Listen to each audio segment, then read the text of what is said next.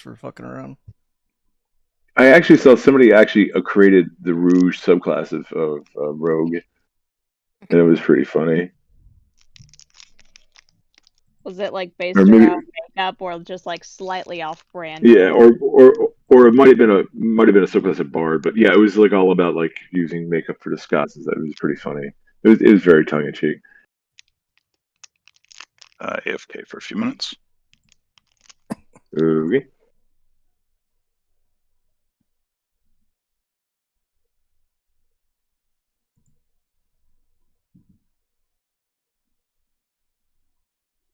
Oh, there we go.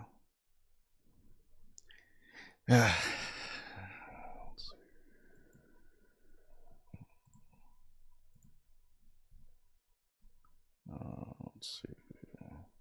You're able to hear me, right? Yep. All right. Good. No, I can't hear you at all. Oh no. Yeah, we'll wait for him to come back. Ted always has to be the wise guy. Oh yeah, since Kitty's not. Well, I guess Kitty's. We'll just hang out in the background. Okay. Because then your Maybe, guys like watching our rear. Yeah. That's it. He's grooming himself intensively. That's it. He's got that one knot in his fur that just won't come out. He's doing the little gnaw thing, like. And if he stops now, he has to start over. Oh, yeah. Yep. Oh yeah. Mm-hmm. That's what we're missing. Oh, there's 2 Crixes. Yeah, sorry about that. I was just throwing myself on the board trying to find out where we were. I realized maybe I should stop. Double cricks to make up for 0 cat. There we go. 2 Crix is better than 1. We're not even sure if 1's good yet, so. You are worth at least 1, Jeffrey. All right. Well, that's fair. Oh, why are you injured? I don't know. I wasn't here last time. Yeah, and you didn't take any damage, so I guess it's from. He got I hurt tripped. copying himself. Yeah. Yeah. I fell on my spellbook.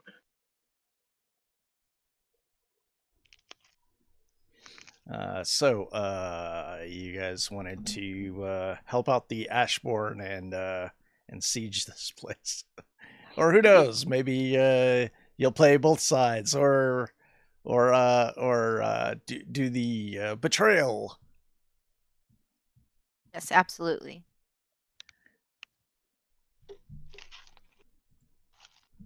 It could go anyway. I wonder how you could like pull off. Well, I guess you could probably pull off both ways if you actually wanted to.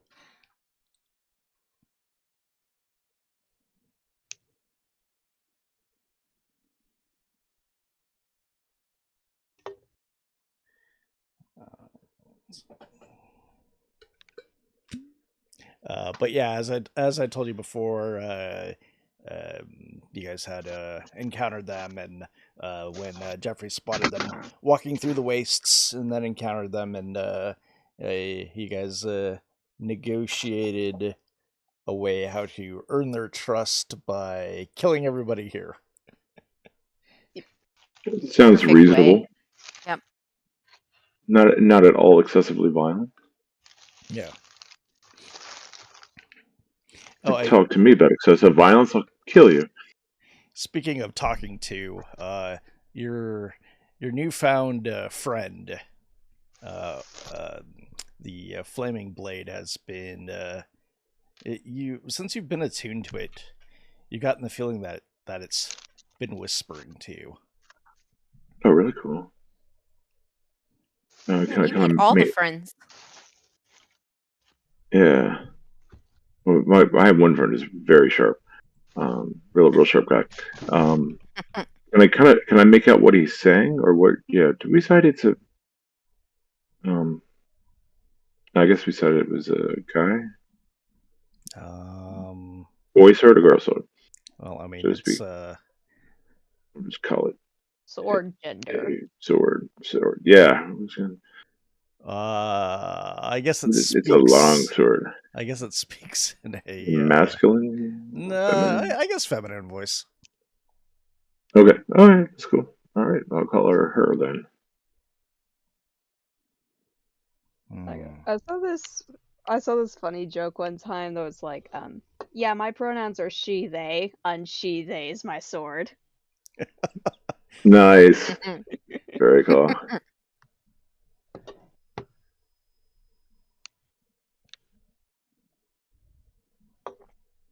But it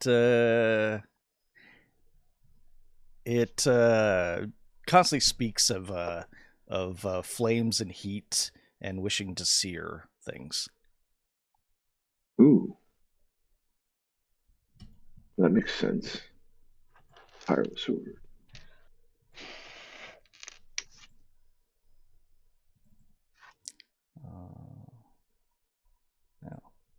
All right, I'm back. Sorry about that. All right, I was just telling them some stuff. All right, well, My sword wants us to burn things. Seems reasonable. yes, burn everything, fire, fire. Yeah, oh, there we go. Let's see. Yeah. Why can't I scroll? Yeah.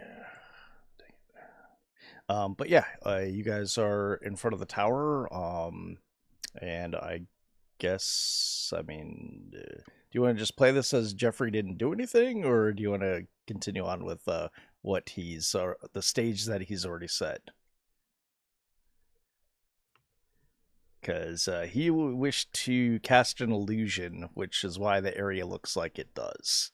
With the Yeah, we can go with that. And who summoned the elemental? I forget. Was that him too? Yeah, that was him too. All right, then just run the elemental, and Yeah. you can leave him It out. wasn't either of us. Otherwise, All right. I'm good with that. As you approached and things looked weird, the soldiers had all like ran back inside the tower. They were not sure as to what the hell is going on.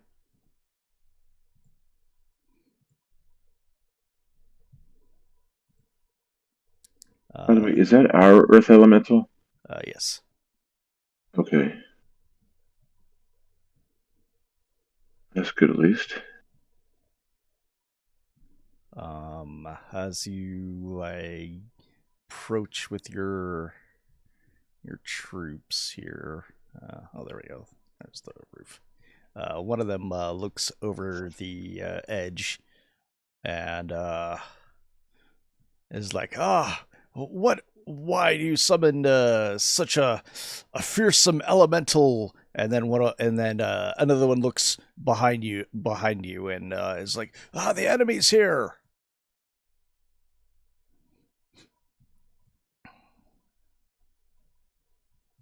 And they draw their blades. Should we even try to... Do we want to go ahead and fight them, or should we try to do a little... no, we're here to kill him. We're here to kill It them? sounded Okay. like it's fighting time in general.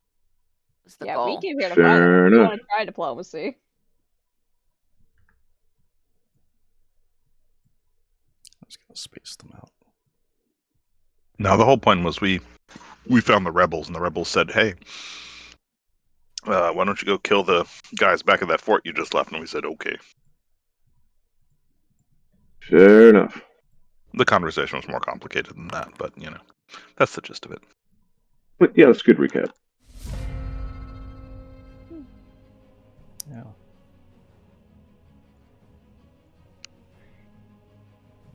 And the barbarians going first, I suppose. I'm not going before the elementals, so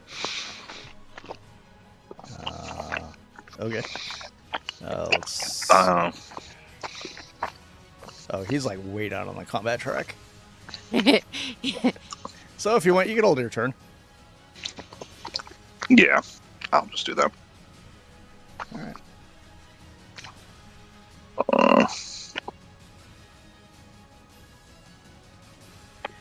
I already advanced the combat track. Oh yeah, and the game's paused anyway. Oh. Alright. This guy is going to see the Earth Elemental because it's the biggest target there.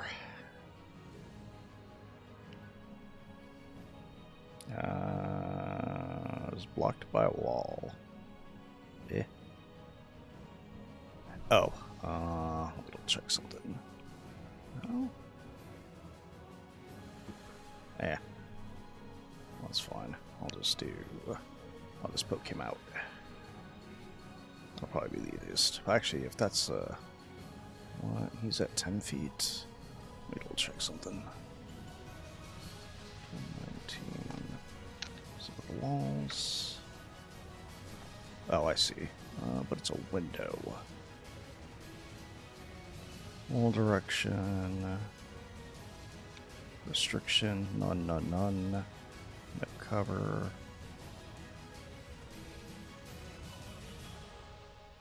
Huh. I wonder why it's doing that. Yeah, I can just get rid of the see-through walls. That should fix that.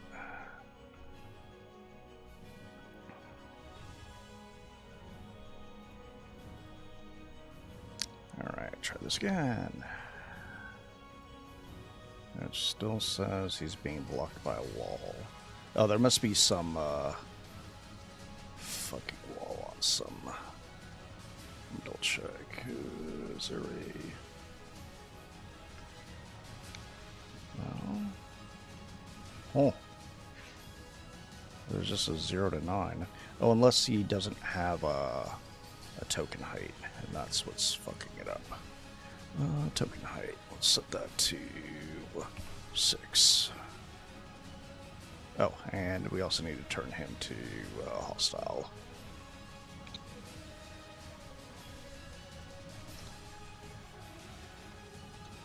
And it still says he's blocked by a wall. What the frick? Let me make sure that there's no walls by you guys. Nope.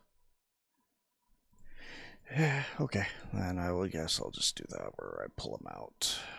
And then have him fire.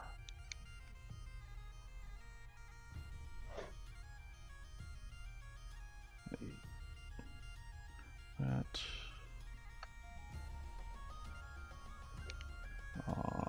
Oh yeah, it's reloading, so he can only fire once.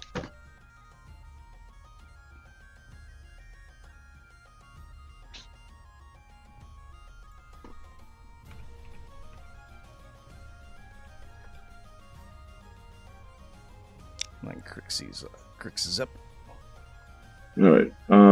So as far as Crix knows, these guys are fairly fireproof, right? If not altogether immune. Yeah. Alright. Let's be creative here then. Sorry, Swordy. And of course, Crix's favorite offensive spell.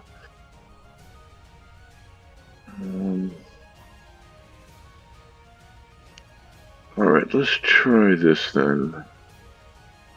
First of all, I'm gonna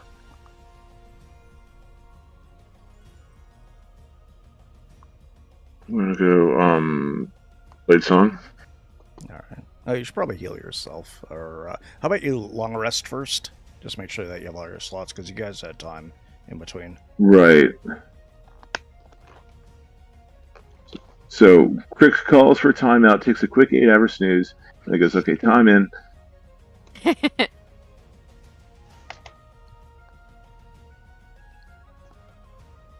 Probably just took off,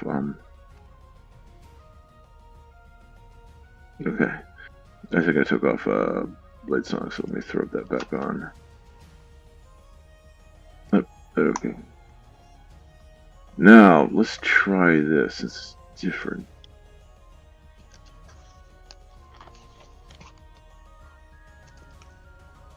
Oh god, still involves a template. Be careful. Everybody, but watch out.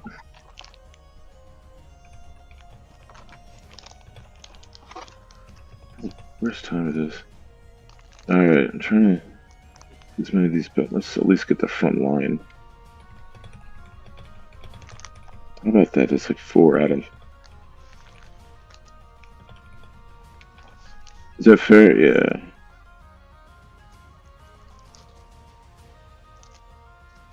Yeah. You're attacking them. Wrong guys. But those are our guys? Yes. Yeah. Wait, where's the bad guys at? In the tower. In the tower. Yeah. Oh, what the fuck am I doing? I'm so sorry. You betrayed our betrayal. I'm pretty sure well, I mean, it just seemed like the thing to do. I mean, you guys started it. Alright. Let's... He's okay with it, Bart, if that's the way we want to do this, Bart. Yeah, see, it's easier, though, to fight one side and then fight the other. If we're gonna fight. Okay, if we could just pretend that didn't just happen. Alright. You guys could have stopped me when I started going the wrong way. I was wondering what you were doing, but I thought you were, like, wanting to stand back and then, like, you know... drop it back? Yeah. Drop it back? Yeah, and then cast, like, some huge, like, line spell towards the tower. Okay, I think it was up there. Alright, I can't really see anything there, so I guess... They're in the windows, so you can kind of see them. Okay. They're kind of like, you know, lurching back and forward, doing the whole, like, cover thing. Alright, I'm gonna try this. I'm gonna cast... See, Basil, you're the rogue, correct? Yes. Alright. I'm gonna cast greater invisibility on you so you can always get your sneak attack. I love that.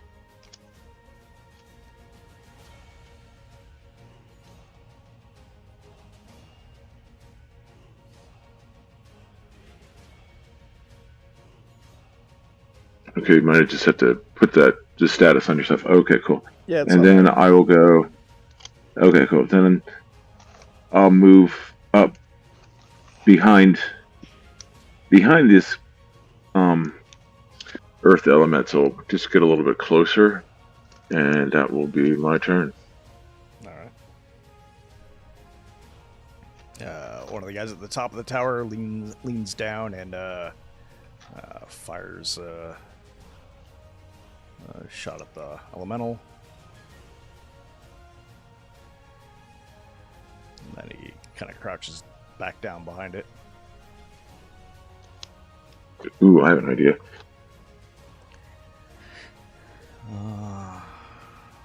Okay. Yeah. Oh, that's weird. Why can you see all the floors? Something must be up at the Z-axis.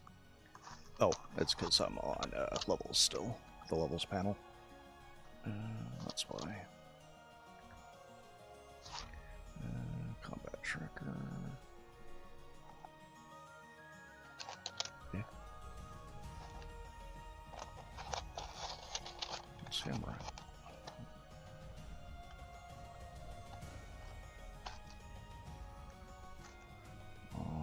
Oh, he's on the base floor. Let me double check something. You set him to hostile.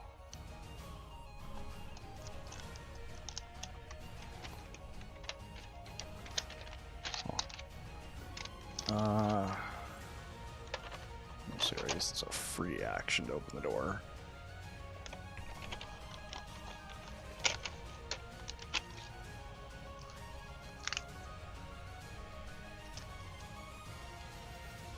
Yeah.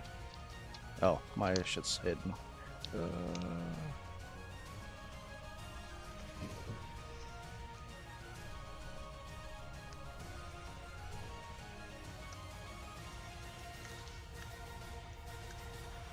Yay.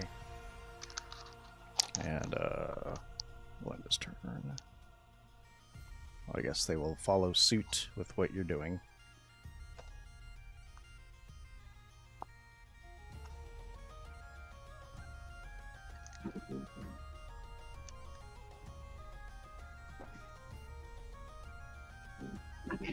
Since that dude couldn't have closed the door,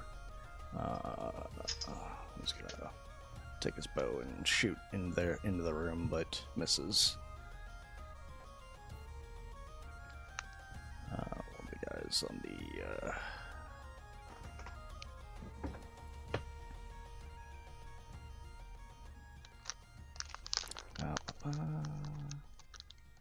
he'll fire his crossbow. Hit the elemental for 3 points, but actually only does 1 point of damage. These guys will move up. Can you see him? Yeah, can I move?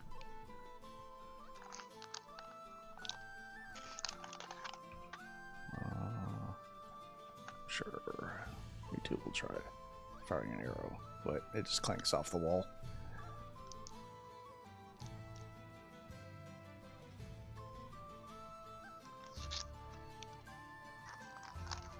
And we'll just rush up.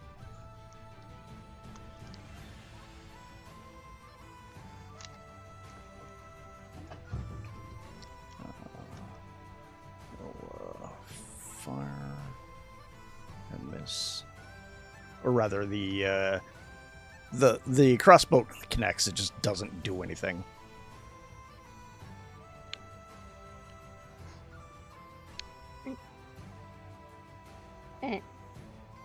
I'm assuming the Earth Elemental is going to be faster than me, right?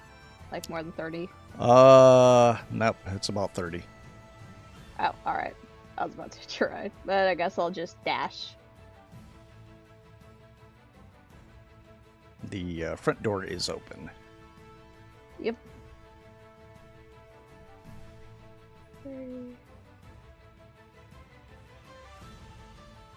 I'm gonna come here for another 30 feet so they can't just immediately smack me.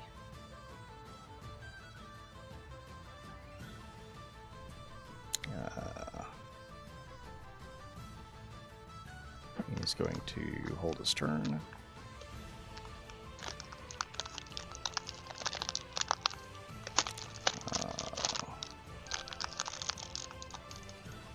Just gonna move over here, and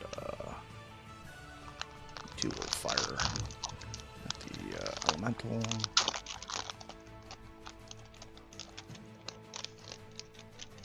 And miss. Alright, Basil's up. Okay. I am going to maybe I'm gonna cast haste. Alright. On Bart where I move. And then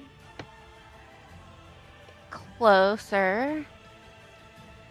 That was my action, so for my bonus action I'm gonna throw my knives. Okay. Oh, it's saying it's blocked by a wall. Oh, yeah, because there's this dude. Here, I'll move him out here. Actually, you should have cover. Never mind. You have cover, you said? Well, I mean, the angle, so it may... let's see. Gotcha. Yeah, because the other guy's kind of hiding behind a door. Then I'm invisible, so I guess I'll just go ahead and dash as my bonus action instead.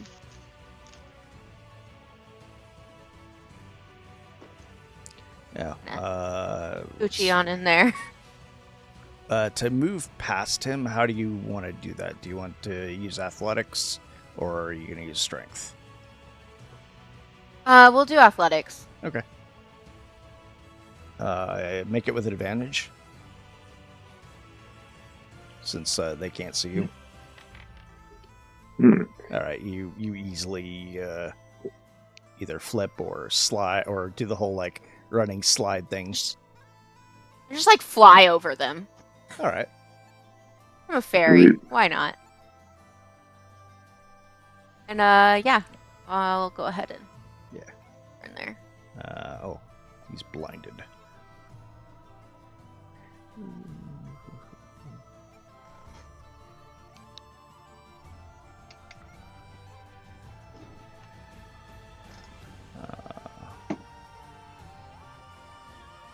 Seeing that you guys charged ahead, this guy will run up.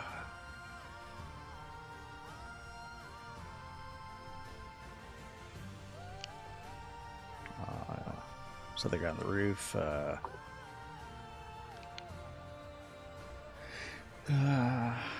Actually, he's gonna.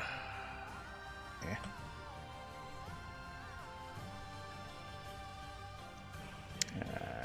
Why'd that break?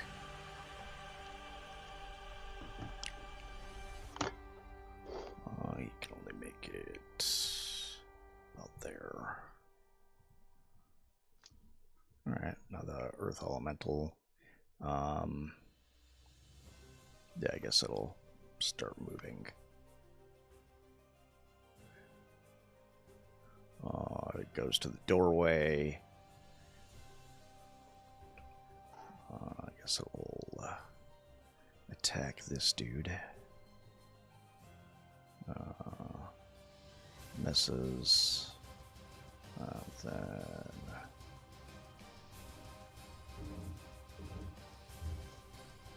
Let's see.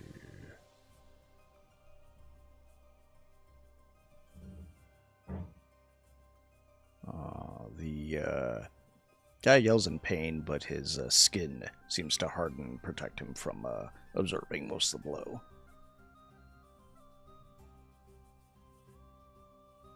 Let's see here.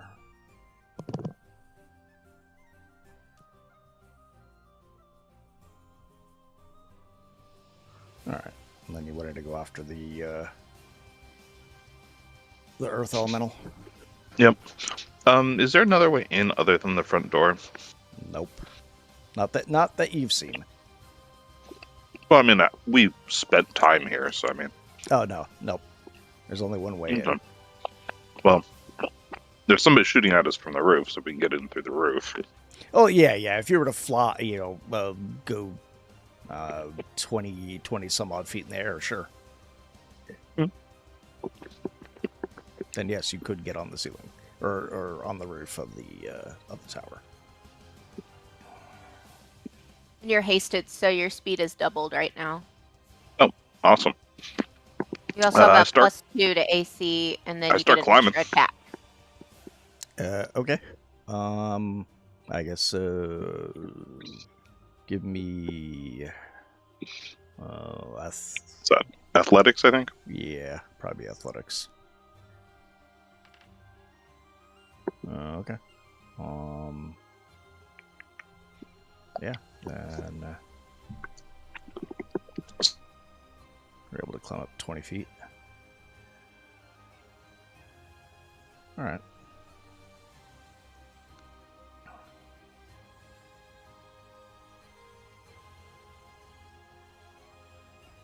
It should be like all of your movement, and then you should still have your actions. Nice. Which there's a dude right next to you.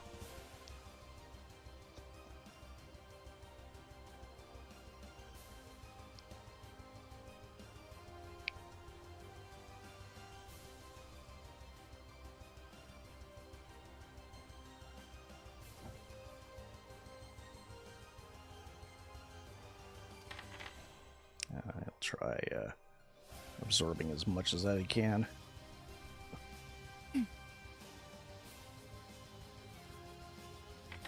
So, yes, he screams out in pain. take that, fine.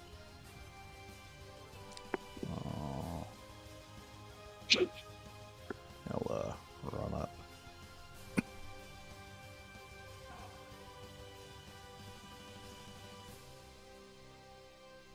Same with him.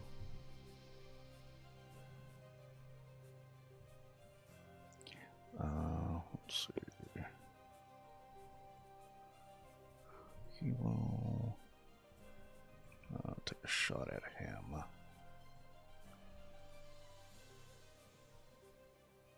And miss.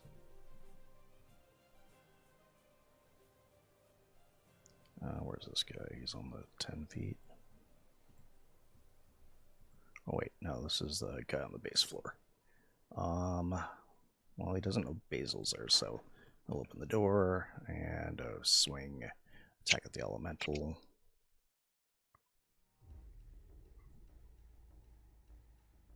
And then he'll swing again. Oh, critically hits the elemental. Just like Nice. gets his blade in there, and the elemental kind of staggers backward. We'll pay for that. Then I gotta move you back at top of the round. Let's see. Yeah, that guy can go first. It's fine. No, I got it. There we go. All right. And now I start blenderizing people. And don't forget you have an extra action while hasted too. Yeah, which is crazy for me.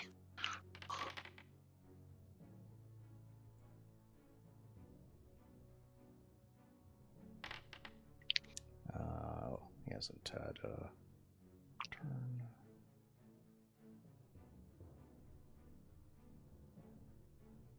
You still there? Yep, he's still alive. Day's tough, right?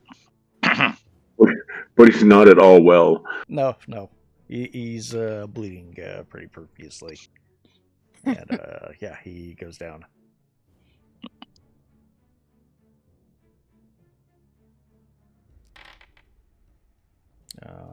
This guy will try to block. Okay, he's done for now, Bart.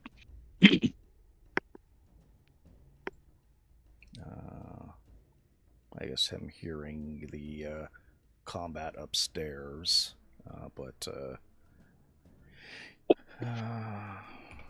let's see. Yeah, that was 5 attacks, Bart. That's a lot, Bart. Worth it. Yeah. Haste gets me 2 extras. Okay. That's huge. We're stacking the door and using my plans a little bit, but it's well. Say, wait for me.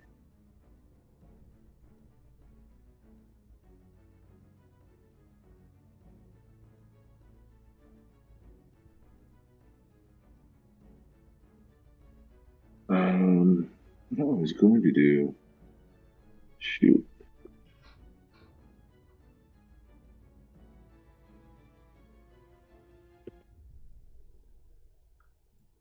Alright, I guess I'm going to.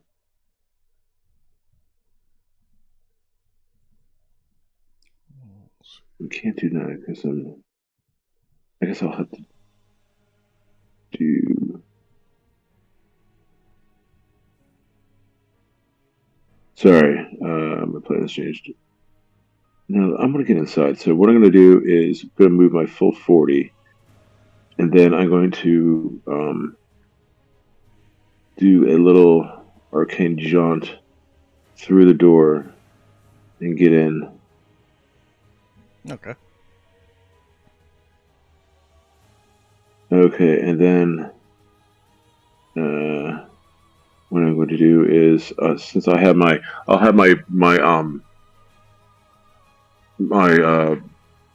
double-bladed scimitar ready, since I feel these guys probably are immune to fire. So I will strike at this guy here. Okay. Do I get advantage on that since I kind of like popped in behind him? Sure. Oh, we don't do that. We don't. I'm sorry. Okay. Oh, you mean like for flanking? Yeah. Yeah, but we don't really do that. But yeah. All right, cool. We'll just hack away.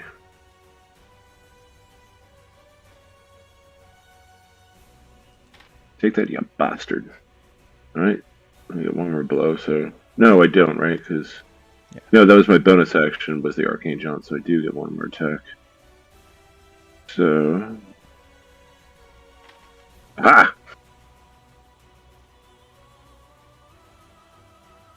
And he stands fast, ready for a counterattack.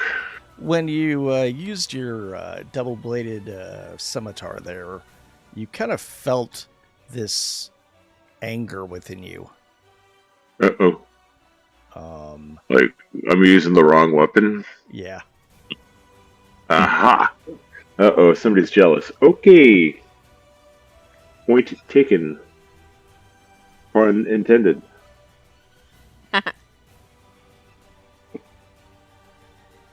Let's see here. What's your other thing? Oh, my other sword? Yeah.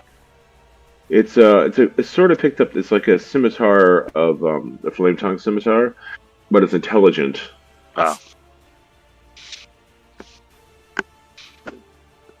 Yeah, when you guys forged it, something kind of went awry during the last part of it.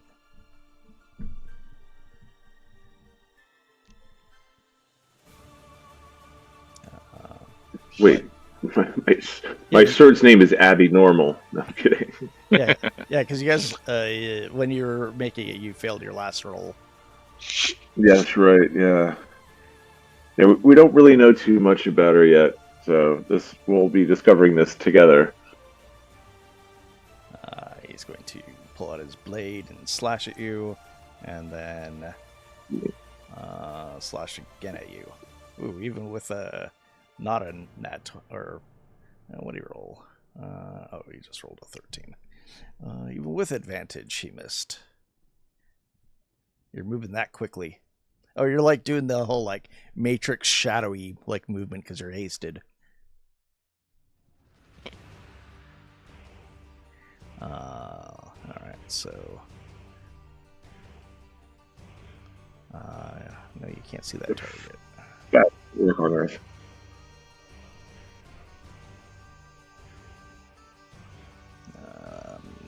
He's going to attack that, and then he's going to attack it again, but fumbled badly as he hits against the side wall.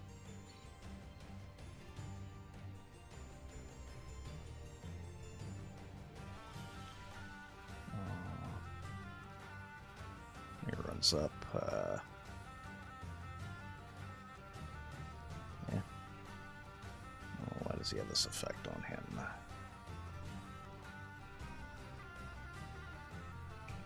I guess he could somehow shoot between the Earth Elemental's legs. Is he shooting at me? Because if he is, then no, he can't. No, he's shooting at the dude in front of you. Oh, then absolutely, that's an easy shot. Yeah, but he missed.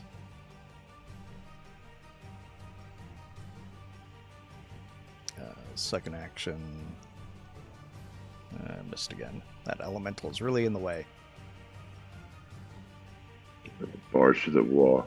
Can he merge? I mean, he can actually swim through the earth, basically. Which person? The elemental? Yeah, can't they just kind of travel through the earth? Yeah, I suppose they could.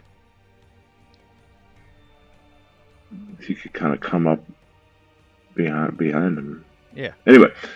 I was actually kind of hoping he would walk up and like rock to mud the whole front wall. Oh, that would be cool too. Yeah, just or something like that, or just smash it in. Yeah, you know. But of course, now that we're inside, that might be a load-bearing wall. Well, it's definitely load-bearing wall. So. Nah, the corners are fine. Yeah, I know. Yeah, I know. But I'm always a huge fan of massive structural damage. No, I mean, who isn't? Problems. I mean, that's just fun for the whole family. Yep, that one hits.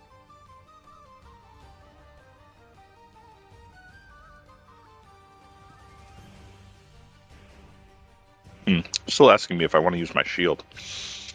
I don't think I have that anymore. Let's see. But it's not important now. Yeah. Oh yeah, yeah.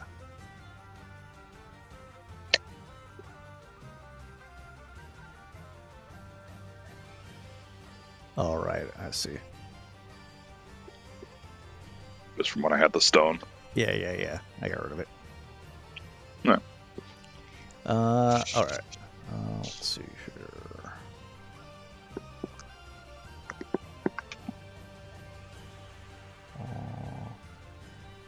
They'll fully charge up.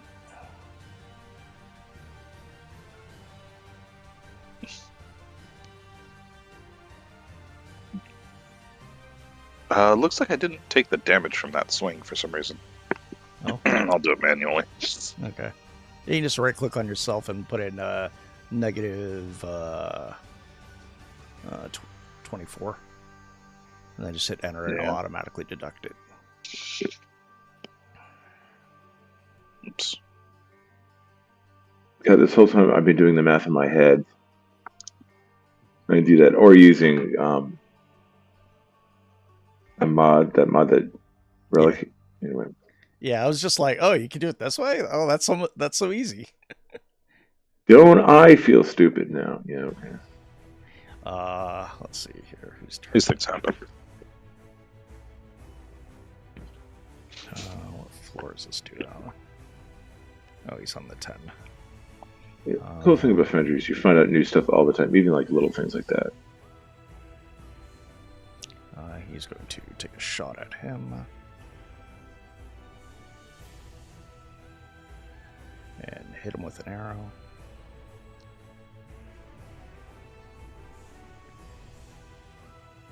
Alright. Raz.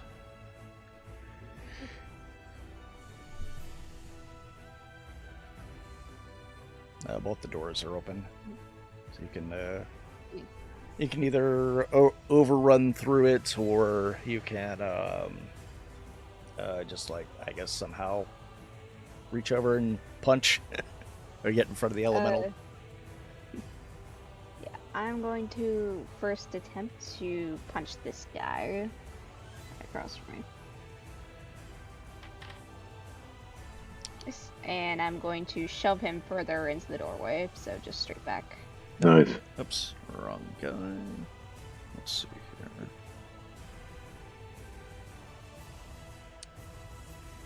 Why is it not showing me though? Well, he tries moving backwards, but he can't. There seems to be something in the way. Or someone in the way. It might be me. Okay, Kit, is there room on to his side then? Yeah. You can shove him to the right, Yep. out of line of sight. Yeah, so gonna just do that instead, real quick. Or do you want me to attack him again? Okay. And then you can always move in if you want.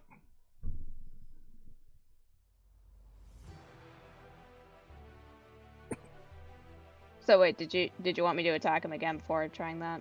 That's a. Do you want to move? Well, I mean, that hit would have moved him. I mean, so you can move into the room if you want. If you want to attack him again. Yeah, can you move him to the right though? Yeah, I did already. Oh, it's not showing on my screen.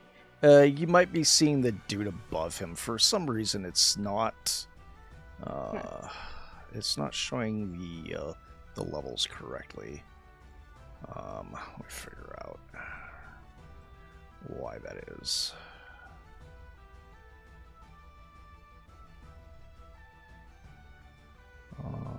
Maybe. Oh, always visible. Maybe that might do it.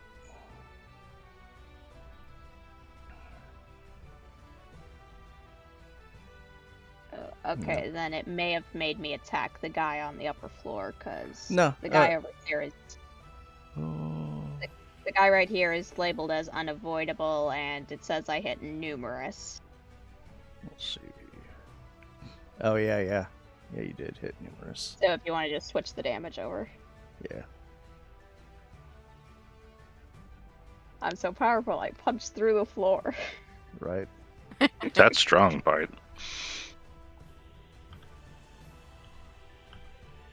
Yeah. What? Why do you wiggle? I hit the wrong button. I hit one of my macros for token FX. And then he did a little wiggle.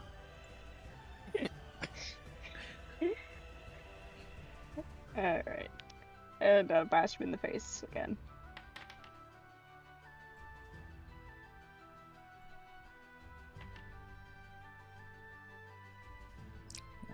Let's see.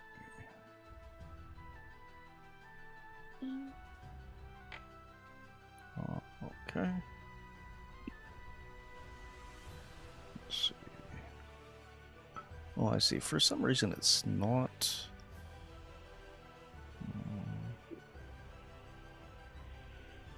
Show even one below.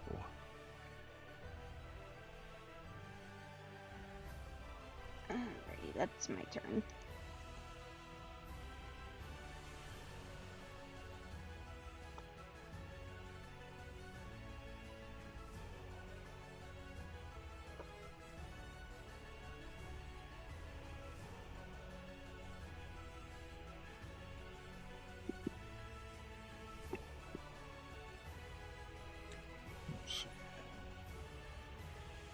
Yeah, I don't know why it's. Maybe it has something to do with height. Let me check the floor upward. Because it looks like whenever I go to define the walls, it's not defining them. Overhead. Let's turn that on. Let's put fade entire. Let's try hide and fade.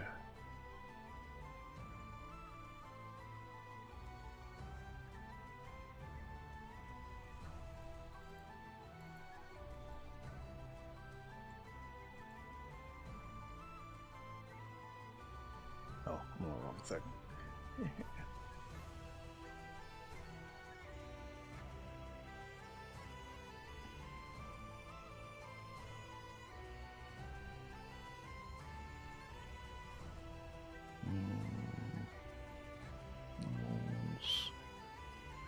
Don't hide this tile on fog.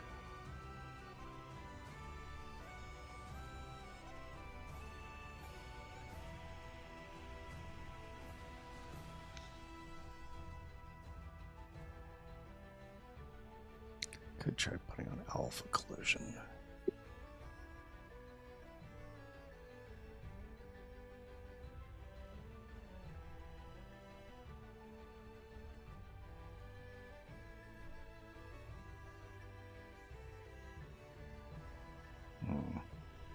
That's annoying. Alright, well, anyway. No,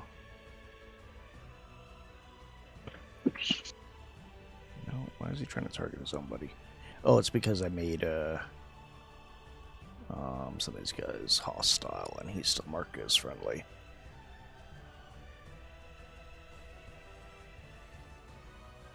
He's gonna shoot past you.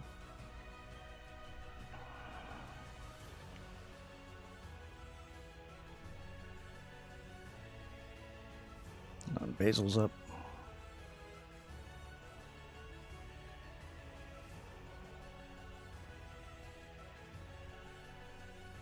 I'll hit this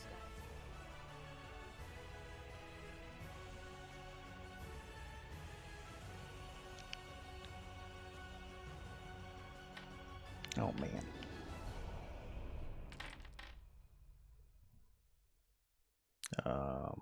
Devastating strike. He falls to the ground, but he's still alive. Okay. I'll use my attack to offhand another dagger. And miss with that. Move out of the way a little bit. Let some people in. And that'll be my turn. The greater invisibility, you should. Why did it remove itself?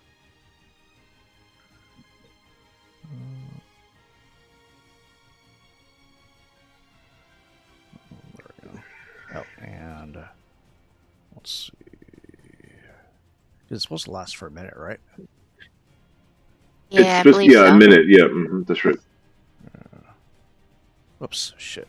But I wonder if it's reading it as a normal invisibility spell. I don't know if there's a mechanism in there that removes it when you attack or something. But I hit the wrong fucking button.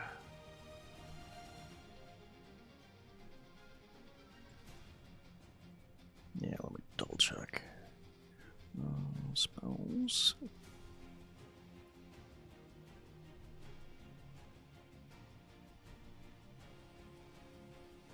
Oh, there it is. 1 minute.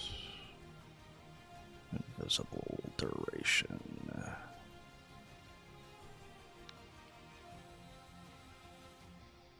Well, there's nothing in here that says like that, so I'll just manually put in the should be 10 rounds.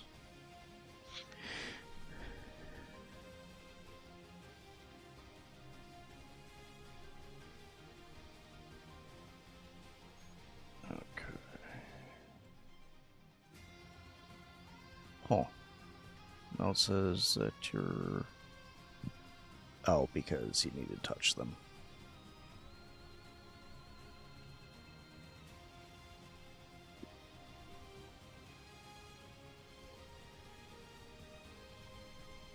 okay, cool. Then let's double check. Effects. Okay, there we go. Now it's on there correctly. I need to redo my second hit. Yeah. Then do it with advantage. Okay. Yeah. Doesn't matter. There, cause Huh. dang, I still sucked. Okay. And it still removed it. Oh, that's a concentration spell anyway. Okay. I'll just apply it that way.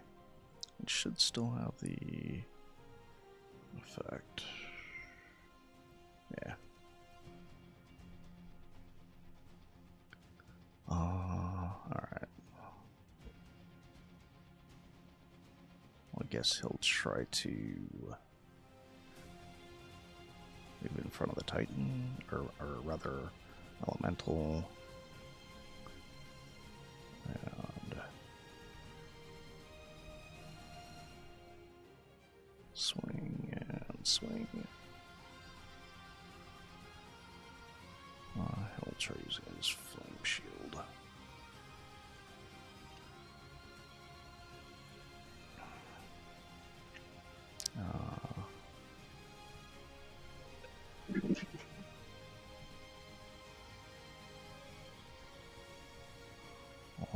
He's going to...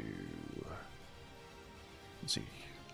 Here's a lot of fighting upstairs. He's going to go back upstairs. Because even the staircases don't work anymore. Just kind of like weird. That would have been... What? Oh, can't quite make it over to you, at least not be able to attack. So... just going to aim his crossbow and try to hit you in the back, but misses.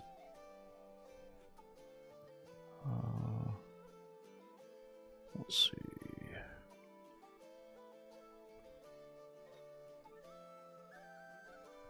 Yeah, I guess he'll do it. Oh, that's weird. Oh, right, because he's outside. Oh, well, maybe it's that alpha thing that I said. Let's see.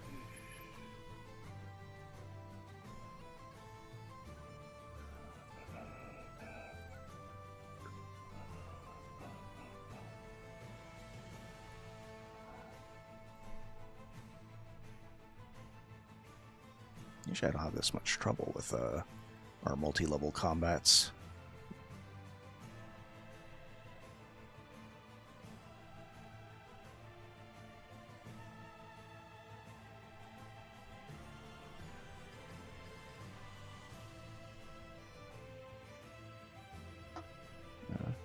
Just Oh, right, because this guy's no. Oh, it's because he's large. That's right. So that's why it's showing. He actually may not be able to go inside. Oh, but he can always go to the roof, I guess. Let's see here. I'll smack him.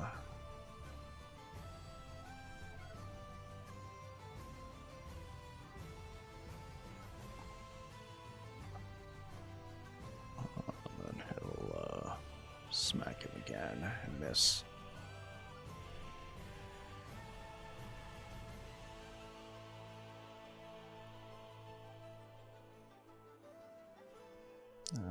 That he'll attempt to overrun since he's got enough. Let's see here. That would be athletics. So, nope, that probably isn't happening.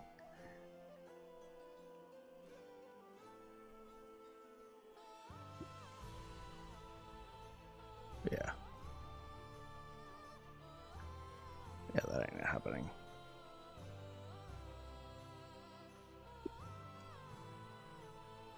So I guess he's just kind of stuck outside.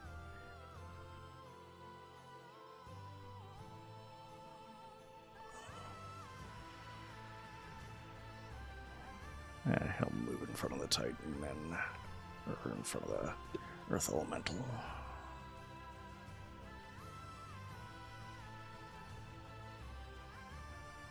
Slash at him again. Ooh, this time grievously hitting him.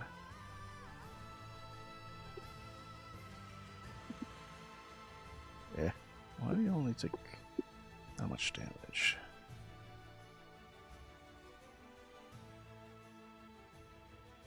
Oh. Really? I think I goofed up on something on these guys.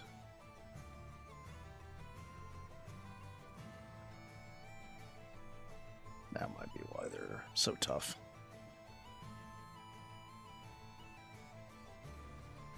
There's a main character sheet. Oh, there it is. Oh wait, no, it's not under that. It's under my NPC folder.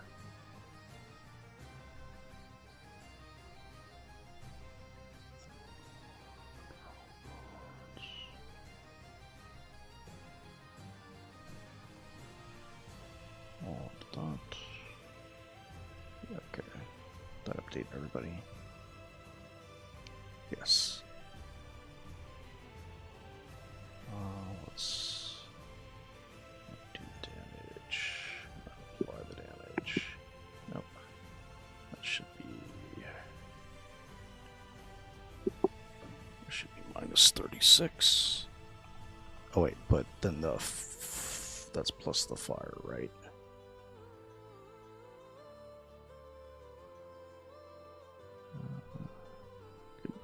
Back a little bit of hit points.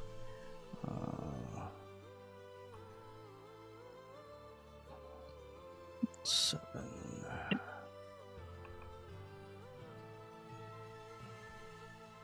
There we go. Oh, did he hit him before? No, he didn't. Okay. He's still at the 10-foot. I think he sees him.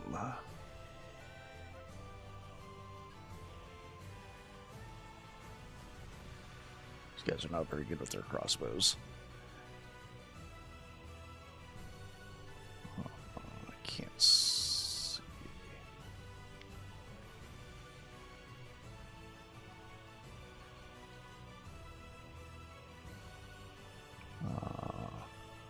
Those last legs. I'll try stabbing Braz. Oh. But with a nat 20.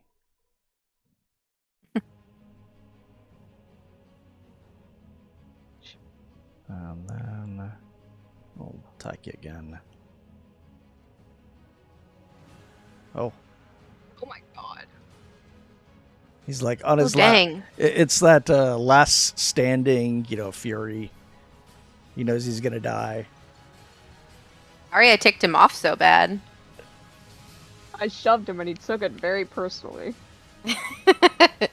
Clearly.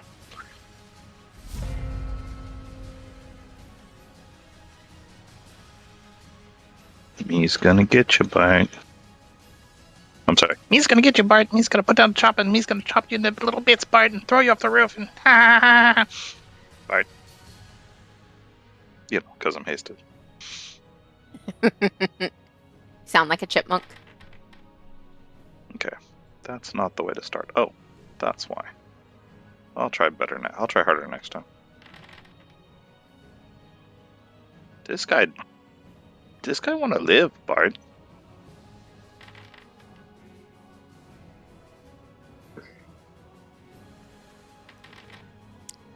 Hell,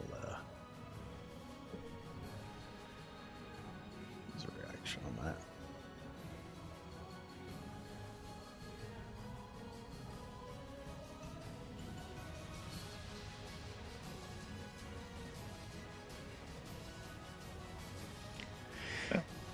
You fast enough to survive this round, Bart. Let me get you next time, Bart. Oh, maybe I need to make each floor 10 or more than 10 feet apart. Maybe that's what the issue is. Like make each floor like 20 feet or something like that.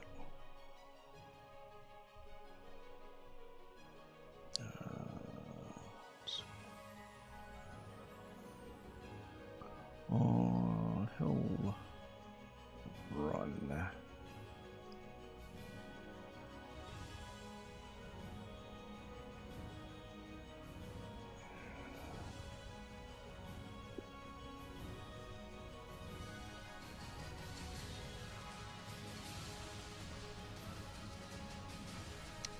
Yeah, everything's.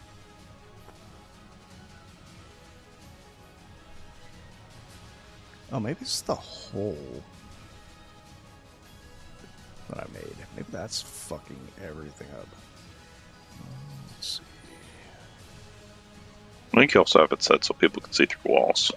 No, it's not what it is.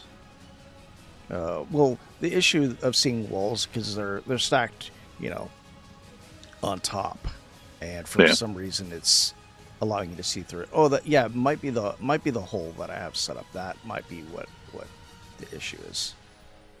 Oh, I think that actually did fix it. Maybe not. Let's see. Okay, that did fix it. All right, it was the hole that I set up. Because I thought I could just blanket cover everything in the whole layer, and turned out, no, you can't do that. Or else, you can see through everything. Now vision should be working 100%. Looks better now. Yeah. Mine's fixed. Yeah, and that's what the issue was. All right. That's the end of his movement. He can't do anything. Oh, well, they don't need to see outside anyway. It was so then the people on the roof could see people down on the floor. Yeah, it made sense. I'm going to target this guy over here. Yeah. And he's kind of out of breath from running downstairs. I can't do that. Oh. So he moves over here. Okay, I was going to see if I could push him. I just wanted to see what happened to him. Okay, now whipping out my new sword because I will attack him with my other. How is it? Other areas. Where is she? See what happens. Cut her, Iggy. Or cut him, Iggy.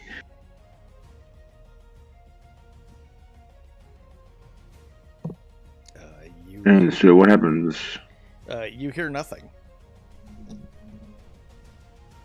But you're Oh.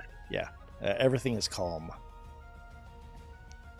And does the fire damage just do nothing? Yeah.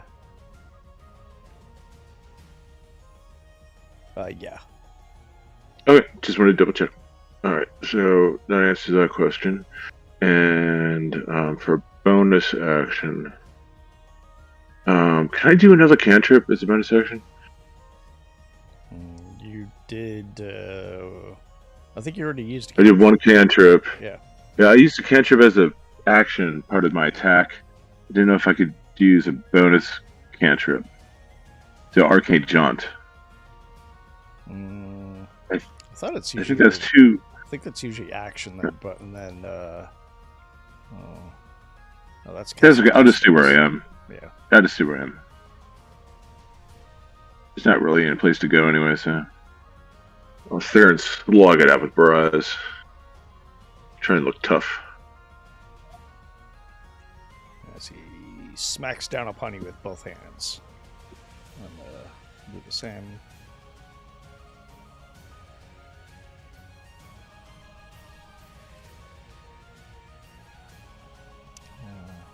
This.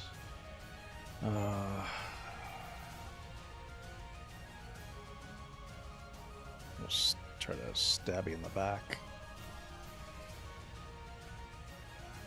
I miss horribly.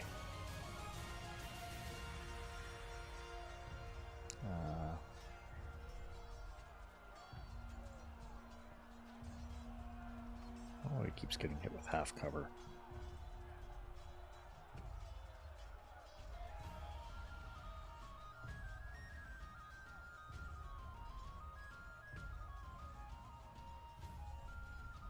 Oh, that time you finally hit.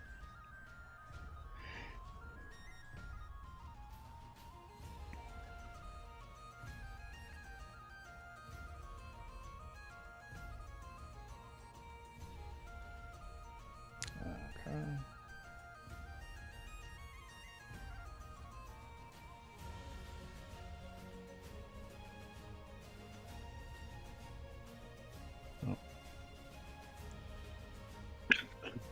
Nope, that ain't happening.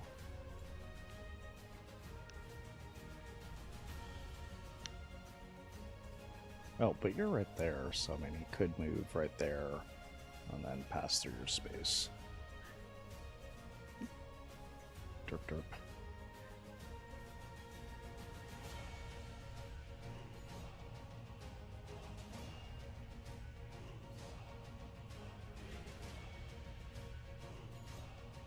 So, this guy shouts out, "For the true king!"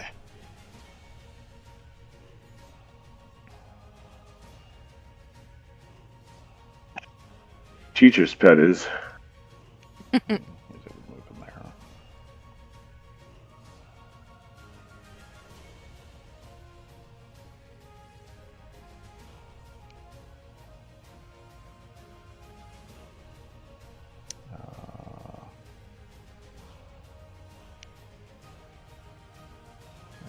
That guy finishes off the soldier.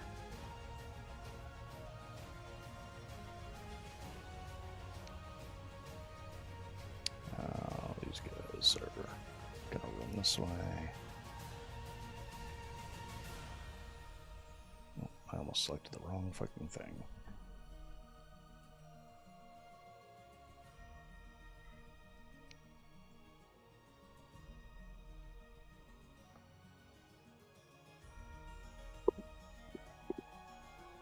Let's get smacking.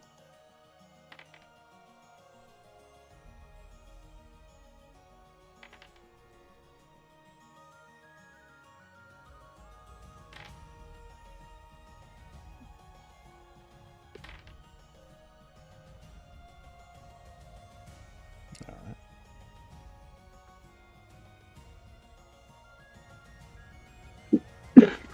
Good minute.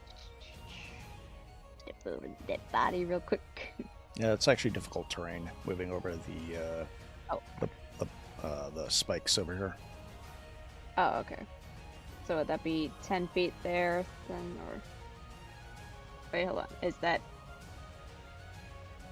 Yeah, so Okay. 2 points. 2 points of movement to move over that thing. Or move, like, around it, I guess. I don't think you want to, like, go over it.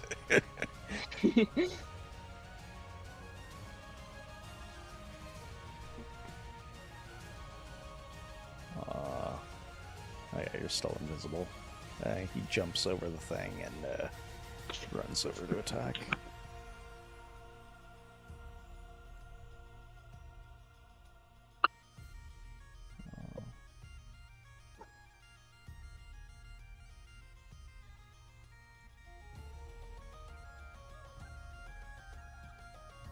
The Ashborn shall fall here. This guy attempts to rouse his other teammates. Right after he says that, I'm just gonna smack him as hard as I can with my poison dagger. Alright. Yeah. Well, my invisibility keeps, like, dropping. And then I guess bonus action, I'll hit him with my other dagger. Alright. And have movement. I guess I can start moving up. Actually, I'll just stay here. Alright. You done with your turn? Alright. Yeah, I hit the button. It just took a minute. Gotcha. Oh, and he's gonna move inside. Move over here.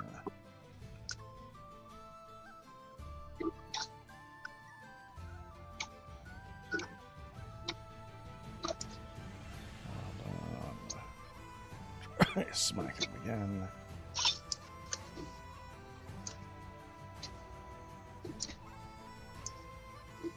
Yeah, you can now make it over to you.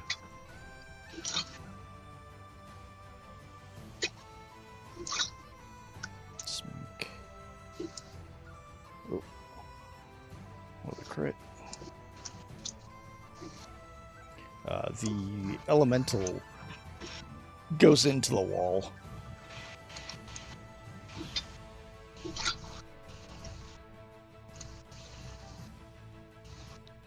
Yeah.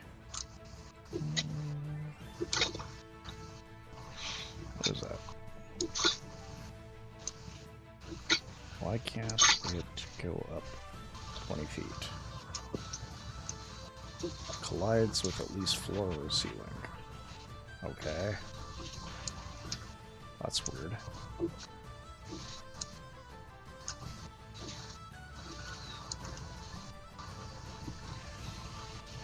Oh, okay.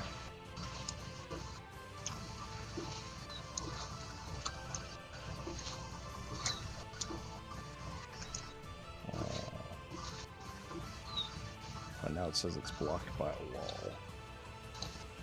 Let's try 15 feet.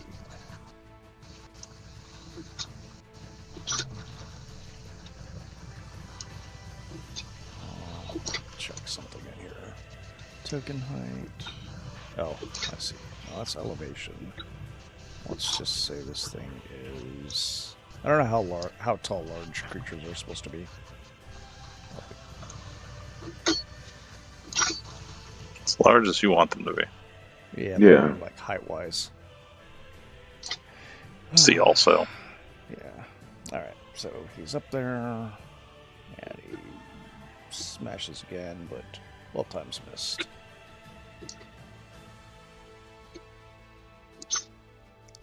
Oh. I'll run over here. And smack that dude.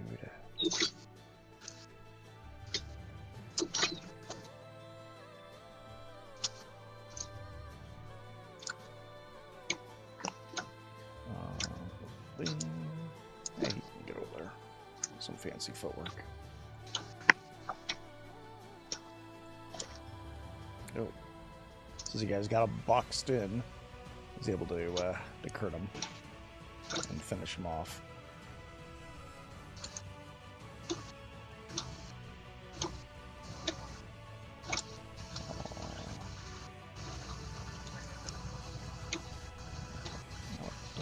yourself. Stop hitting yourself. Stop targeting her.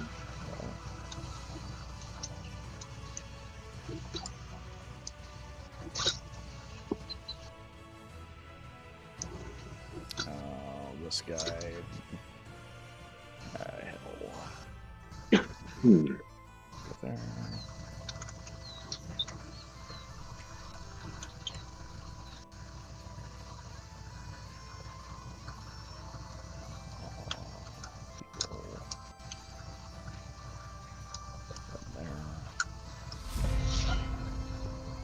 Okay, and Rothbard's up.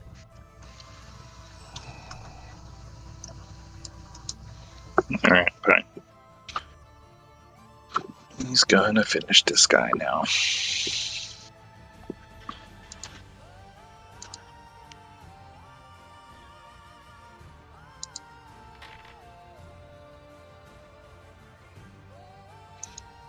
This guy next, Bart.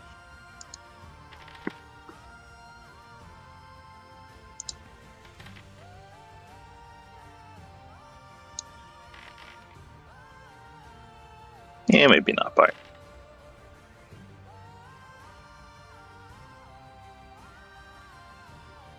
Yeah, he's pretty close, Bart.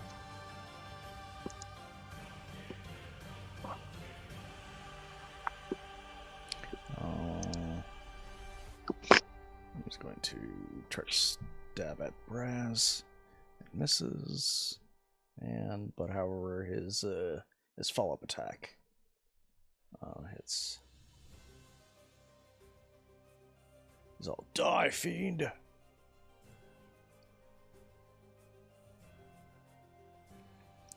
So for crits, you got a target there, and there's another dude on the staircase. Yeah, there was one moment where we had all this enemy lined up here. From here to here, basically. And I was like, oh man, if I could just get around to the side and throw a lightning bolt, but I would have taken like 8 million opportunity attacks. Yeah, exactly. So I was like, it's probably not worth it. Alright, let's do this. I haven't used this yet. My favorite. Okay, I think I get 3 now. So first one's a fire. Disadvantage. What the hell? Yeah, is it reading that as hostile? Oh, let's see. You set as hostile. Let me double check. Or are there any invisible hostile tokens around me, like the dead ones? You know what? Let me fix something on these guys. No, I could just slip around and I'm just gonna slip around and attack them with my double-bladed scimitar and see what my fire sword says. Let's see. The reason is because I have the troops, the other side set as hostile. So I need to fix that. Let me see if that fixed it. Nope, I did not.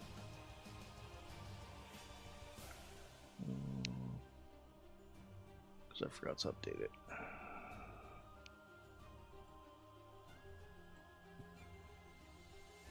I should have just had everyone set as neutral.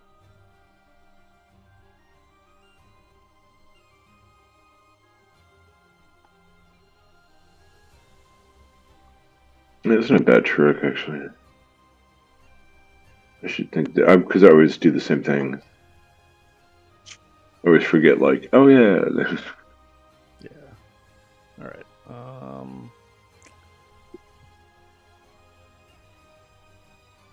Oops. He should be hostile, and he should be hostile. He's hostile, right? Yep. Let's see here. Just go ahead and do another attack, or do another. Just do another 2 attacks. Okay, sure. I'll just pretend like those. With the card. Okay. Yeah. All right. Rudeness. Do you want me to hold down? No, you don't need to. I fixed all. Okay. I fixed all the. Oh, did you? Okay. Yeah. All right. Well, that hit at least for cold.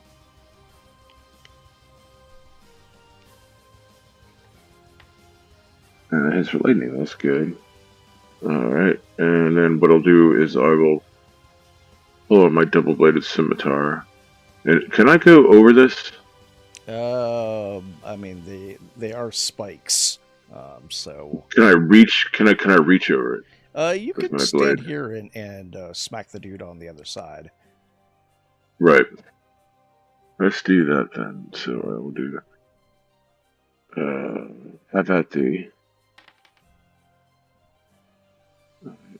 bonus action.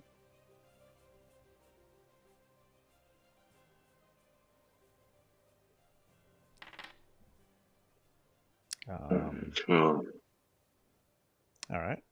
Now give me a wisdom save. Uh-oh. This is it. Oh, I see what we're doing here. Okay. You feel intense heat coming from your body, but you're able to control it. You're able to refocus your mind, and the burning heat within your body seems to dissipate. I think I'll take the hint.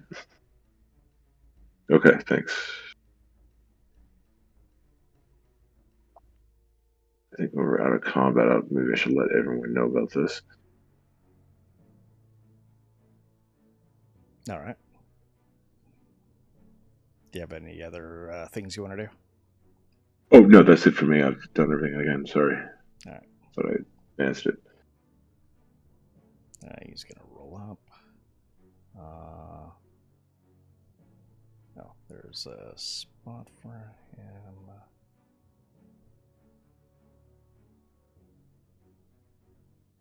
Yeah, I guess he'll just run over here and end his turn. Meanwhile, upstairs.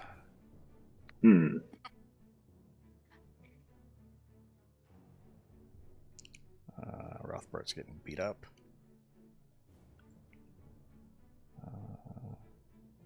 Alright, now back downstairs. He's going to move over here. No, actually, he can. He'll try moving past his. Try moving past him. Well, these guys suck at. Suck at it. So just tag him. Miss. And a hit. And we'll try absorbing the hit.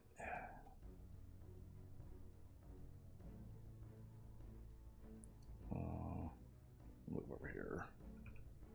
No, he's not going to target himself again.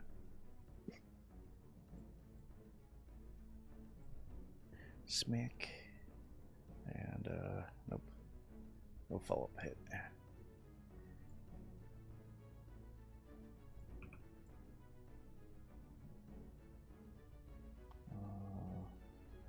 Smack him. And smack him. Alright, so Breas is up. Ready. The old 1, 2.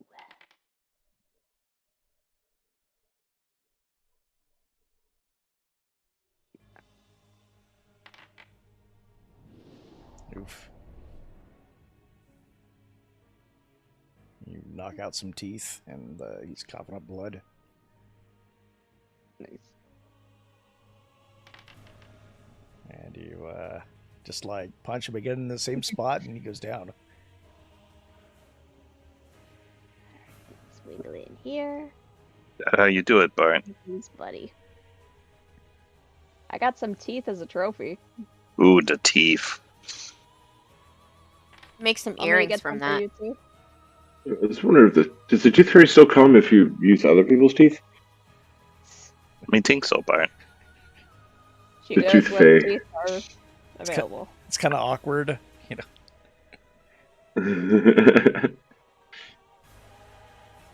Okay. I'm gonna I mean, try it's and awkward 'cause if she fly has, above if she wants- everybody. All right. if she wants to ask about the it, then stairs. she has to wake you up. Yeah. Do you want to go up the stairs? Yeah. All right.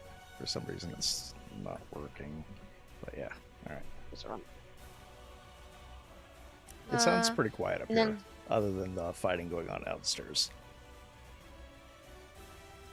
Or yeah. Unless you're gonna go join Rothbart. Yeah, I was gonna go see what he's doing. All right. Oh, I'll bonus action, Ash. Okay. You can see that there's a ladder over here.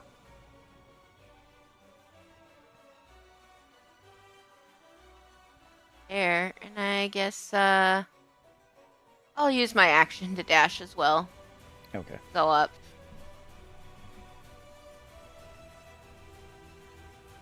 And you can see Bert's got 2 guys on him. One on the right not looking so good, Bart. I go here. I've already used my action, bonus action, so I guess that's me. Oh, and he doesn't know that I'm there because I'm invisible still. Yep. Move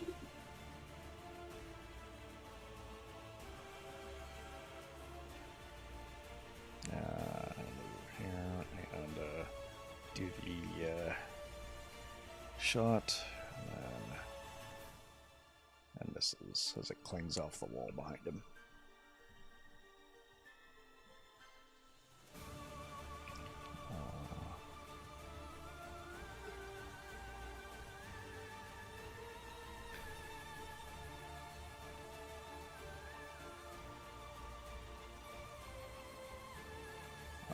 Let's see here. So again, I think that takes you. Oh, takes you down to 1. Anything greater than 0 means me's good to go, Bart. Right. True. And if you had a cleric with you, you know, they could just healing word you and keep you up, and you like go down, pop back up, go down, pop back up. I'm very not fond of that mechanic. The earth elemental just slams him into the ground. There's like a small crater here. It like steps forward again.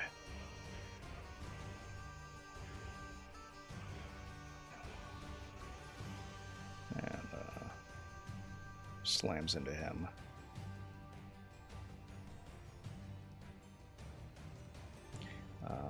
Let's see. Yeah, we'll try for the. It's got to work at some point.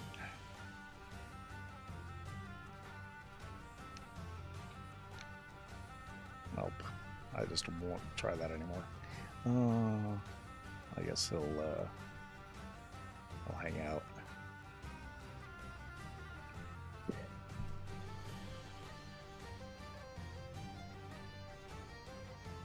we go.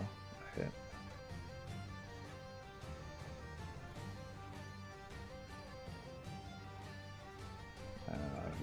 Who's he gonna attack?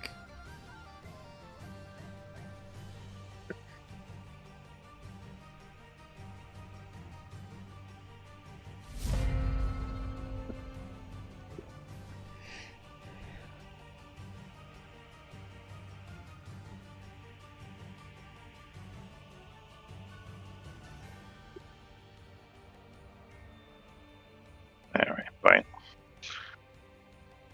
Actually, let me. Oops, what happened?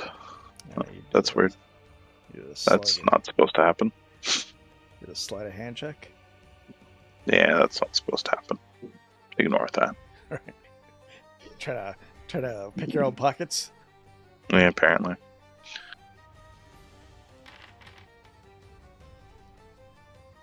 I like to think it was close-up magic. He was like, now you see it, now you don't. Oh yeah, doing jazz hands. Yeah. This is my close-up magic, Bart. Now you see him, now you don't, Bart. You like do jazz hands. Oh! You throw your blade. You throw the lava forge axe in the air, and then you do like you like clap your hands and then like spin around. It should have been like, I need a performance check from you. I Hazel walk just over claps. here and I sit down. There is still some food on the table. I take a bite.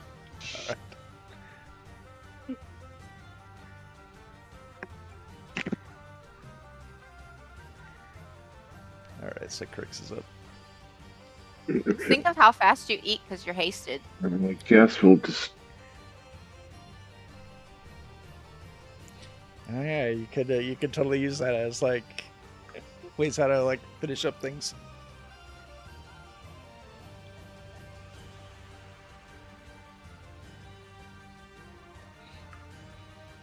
You guys enter in a food eating contest. Yeah. He's got a head Much start. damage. Art and the earth elemental are just like trying to out eat each other. Yeah. Me not certain me win that contest, Bart. But me give it a shot, Bart. So not much damage, but he can only move, take a bonus action, or take an action. One of the three. All right. I don't know if you can stab him around the corner.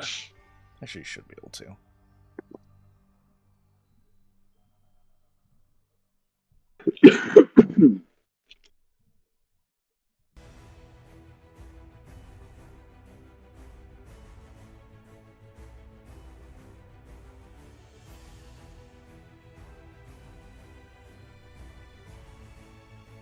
Yeah, fine, I'll try once more. Yay! 22. Aha.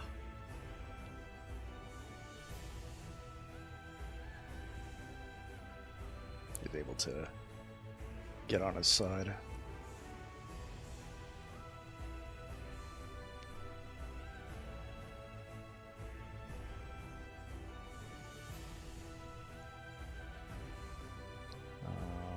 He'll crack an arrow at that dude on the staircase.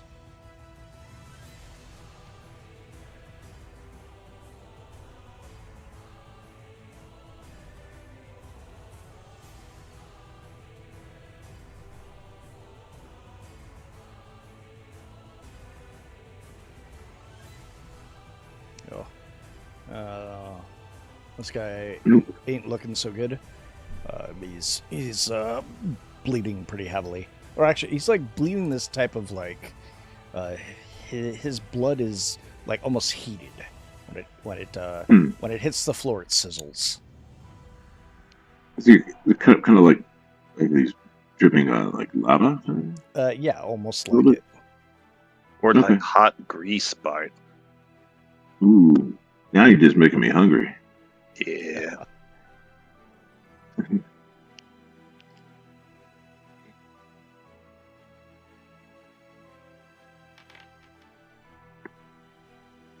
All right.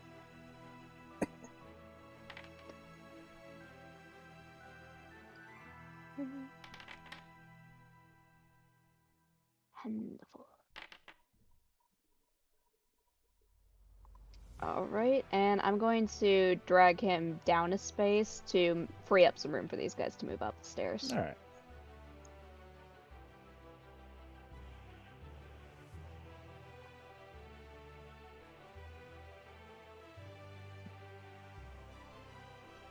So Basil's up. Well, I guess I'll go back downstairs. Oh, you could always take the shortcut. Oh yeah, I could just jump off the building. The fun way. I can fly. Right. Okay, yeah, why not? Sure. Oh. No, you go Uh-oh. there. Off the computer. No. Off the computer. Cat. Yeah, sorry, yeah. I was like, No, it's my imaginary I don't know how friend. else to do it.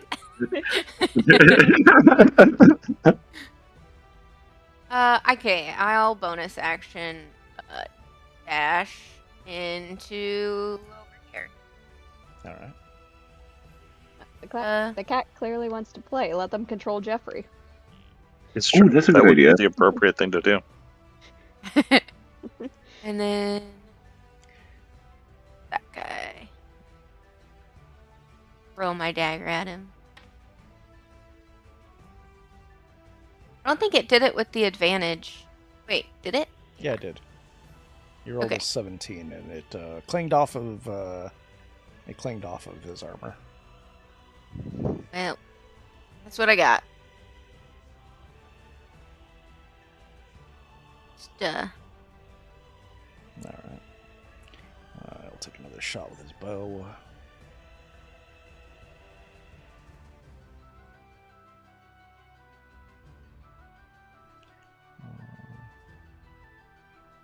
And he missed. The elemental, sensing there are still enemies, slinks into the ground. I'll put it there.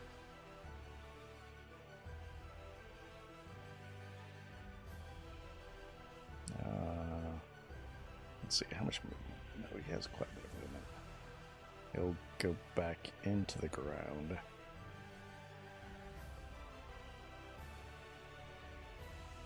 And come up over there.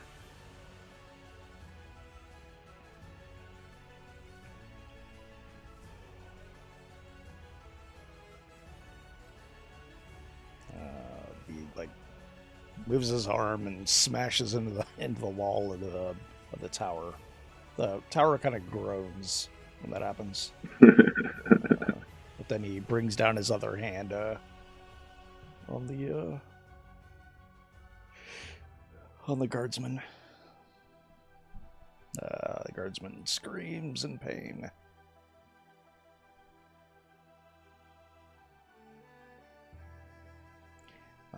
Let's see. Okay, I'll move over here. Actually, I'll clear up some of this blood. Actually, I'll have to move right there because of the spikes.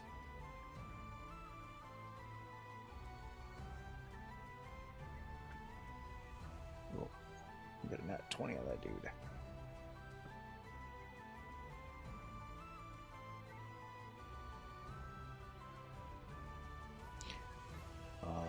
Oh yeah, with the crit, he's like, Thermagor shall fall.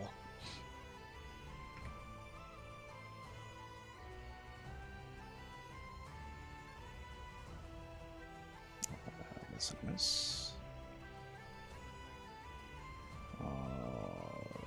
Guardsman's going to attack the Ashen guys instead of Braz.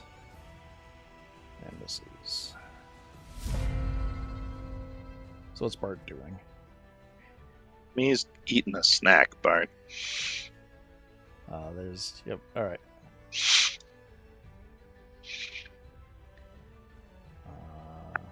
Alright, so Crix is up. Yes, I'm thinking I will just...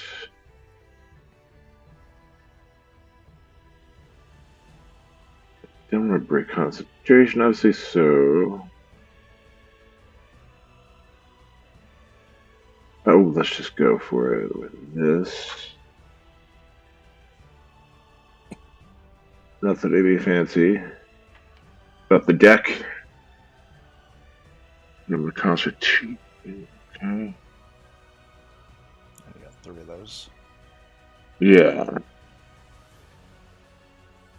Cold tech again. Survey says, oops, shoot.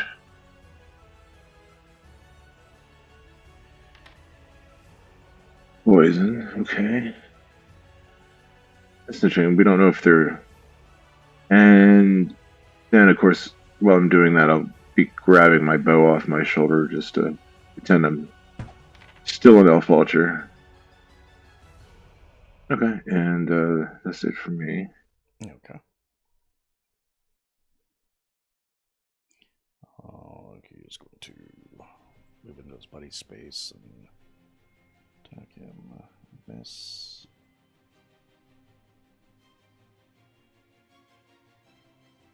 Yeah.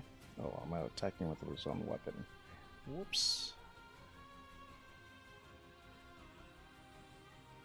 Is it... Again, stop hitting yourself. Mm.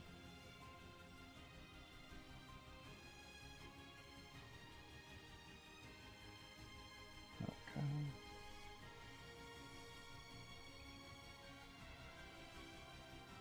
I'll help able to finish that dude off.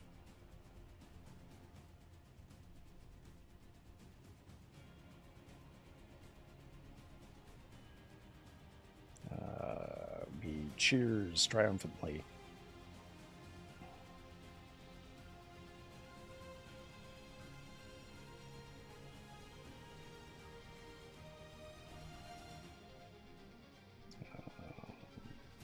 Miss and a miss. So it looks like there's only one guy left, this guy. But he's in a very bad spot. Yep. Punch him to death.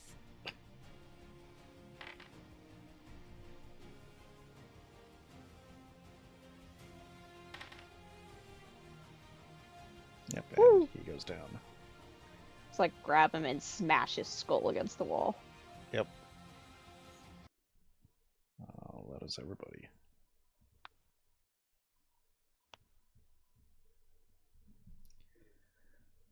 Let's see.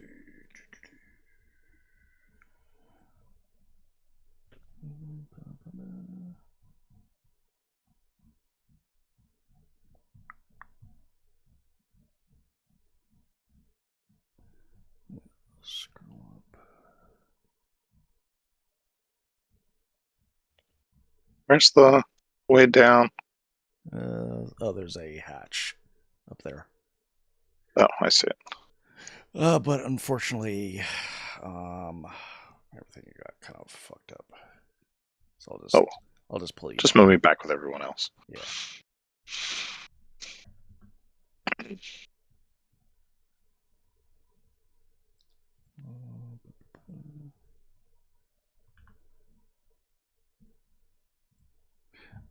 Let's see.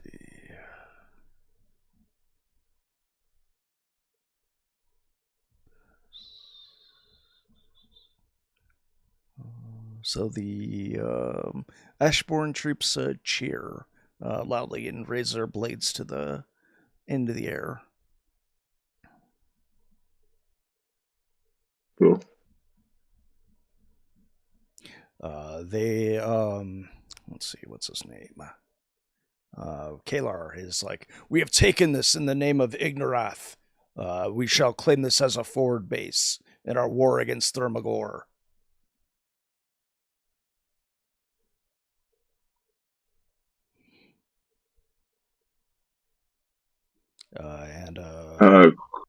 First, we'll just say we're happy we could help you with your conquest.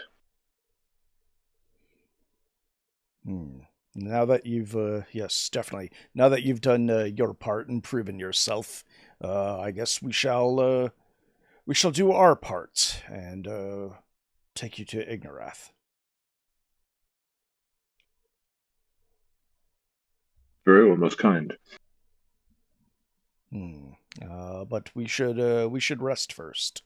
Yeah, we go tomorrow, but yeah, some of my men appear to be injured.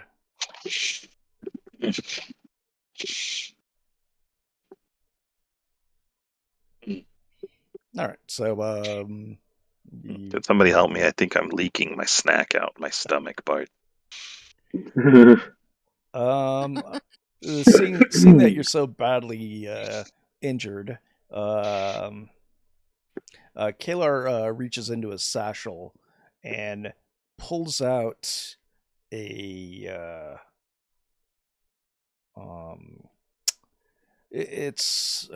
pulls out a cloth and like kind of unwraps it, or he unwraps it, and there seems to be like this weird colored, like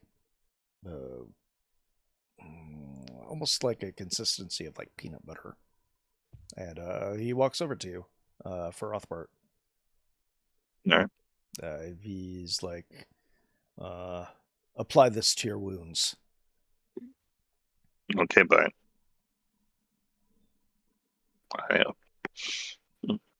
I apply it to my wounds. It stings like hell.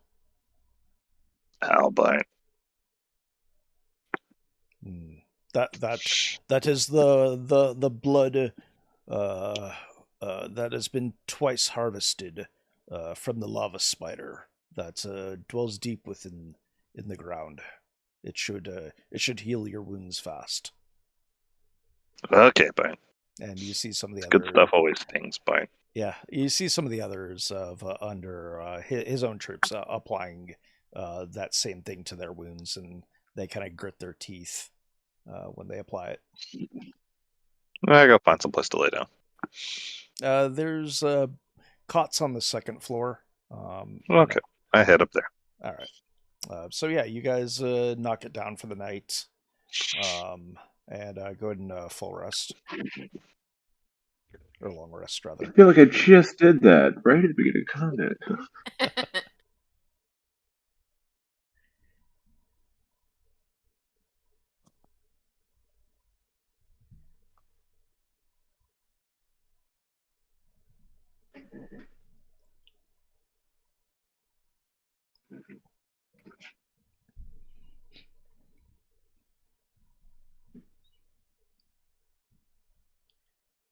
Okay, so after you guys all long rested, let's see here.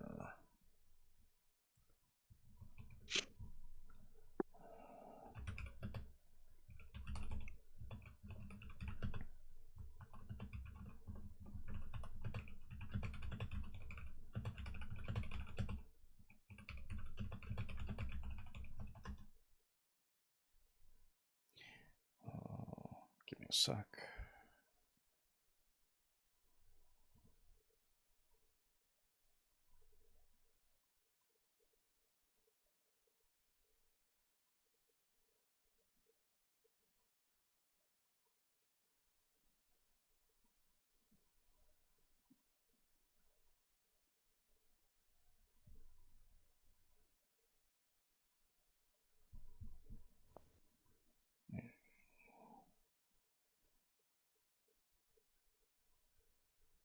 So as you guys are resting,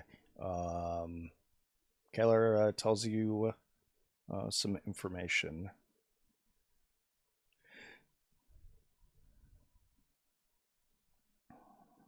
Since you guys have time.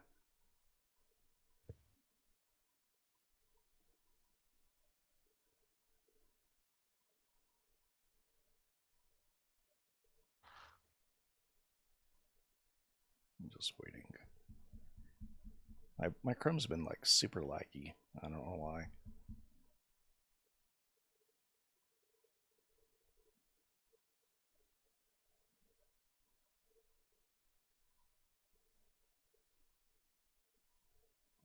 Let's see here. Oh man, it's giving me so many stories to tell you guys.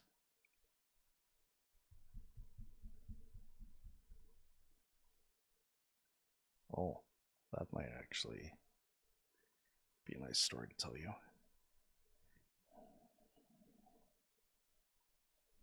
Do tell. I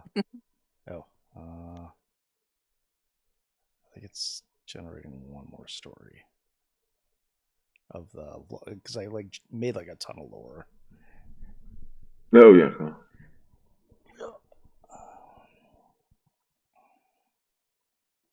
Oh, it's even giving you stuff that you haven't encountered yet.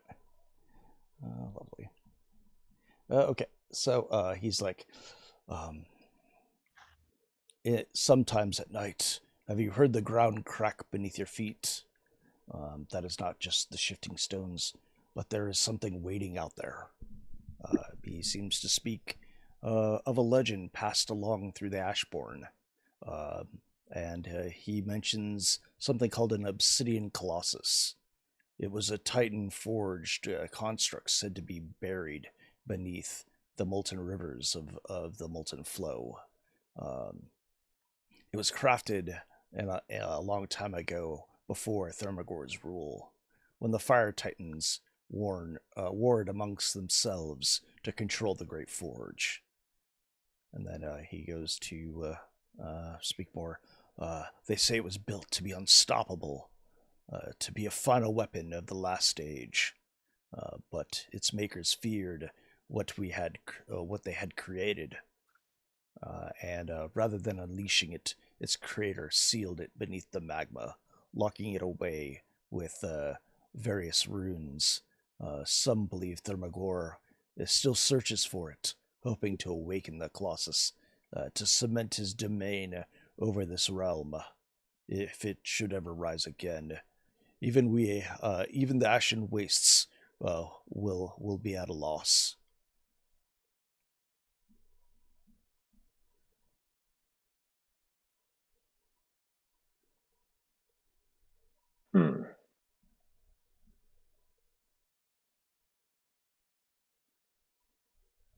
Sounds interesting, Bart.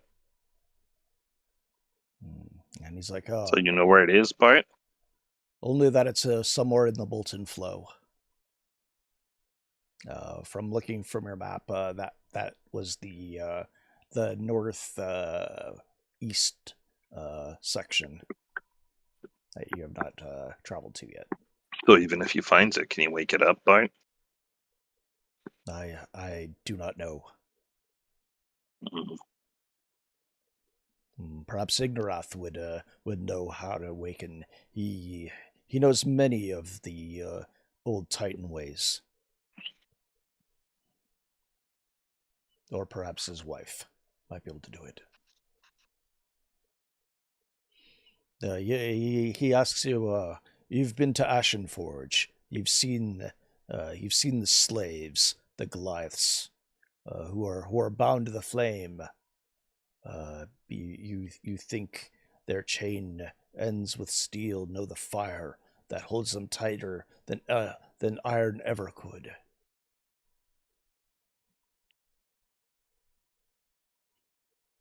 I've seen that death doesn't release them, and the flames drag them back. He seems to be speaking of the Great Forge that you saw there, and the massive Titanic crucible where the souls have enslaved the Goliaths. He describes how Thermagor's rule and the ritual binding the force, the Goliath binding force that the Goliaths work until their bodies turn to ash, only to be reborn in the flames, compelled to rise again and to work once more. He then tells you that he saw a dying Goliath warrior strike down in an inferno guard, only for his body to erupt into embers, his form turning to soot before his soul was sucked into the forge, like a candle snuffed out in reverse. By dawn, the same Goliath had been reborn, shackled once more to his shackled once more, his eyes empty of resistance. If the forge is ever extinguished, their souls will finally be free. Kalar's expression seems to darken, but to put out that fire would take more than water and wind. It would take something far greater and far bloodier.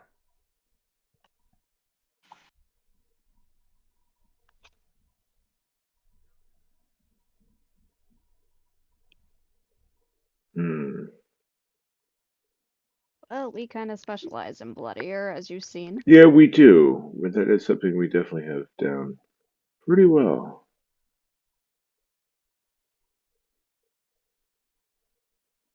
I'm not so as worried about the forge as me is about the Colossus, Bart.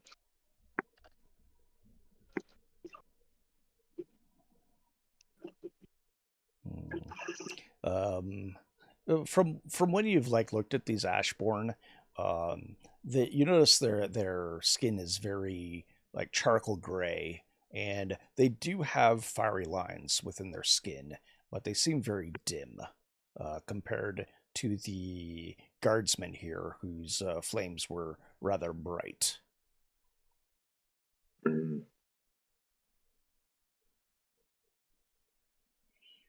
And he goes to tell you that Us Ashborn, many think we are broken, but we are nothing more than scraps of a ruined people.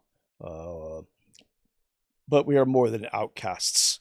We are more than exiles. He seems to speak of how the first Ashborn, those that followed Ignarath into the wastes when Thermagor cast them out. He goes on to tell you how at first there was nothing, no food, no strongholds, no safety from the horrors that lurked in the ash. The first of us died fast, the weak fell first, but those who endured became something more. He then goes on to tell you about the first Ashborn ritual, where survivors cast aside their own titles, branding their bodies with fire to mark themselves as a warrior of the ash. They swore in a blood oath and ember, vowed never to kneel again, never to let Thermagor's fire consume them. We are not ruled by his fire, not anymore. We were reborn from it, and the embers refuse to die. We burn on.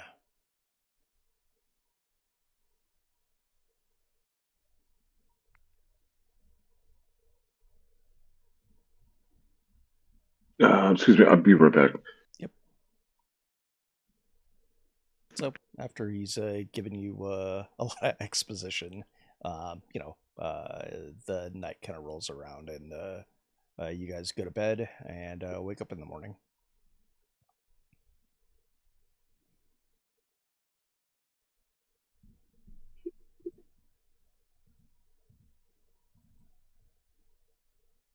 Oh yeah, that's right.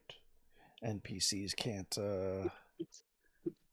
heal, or rather can't long rest. Can't solve the adventure for us either. Yeah. Nope, they can't solve the adventure for you. Let's see here. So Kalar says that he and his men are ready to head out. So you follow him. He leaves a couple of troops behind to manage the outpost. Seems wise.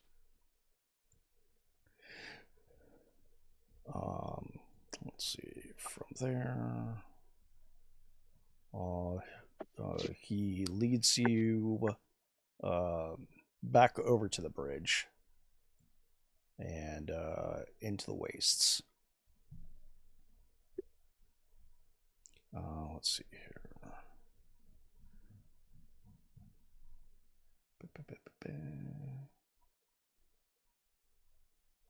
Nope. Where's that info I need to tell you guys about?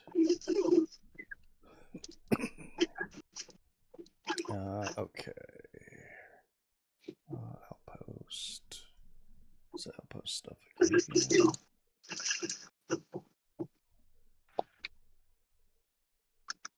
Okay, that's the info about that. Spyglass.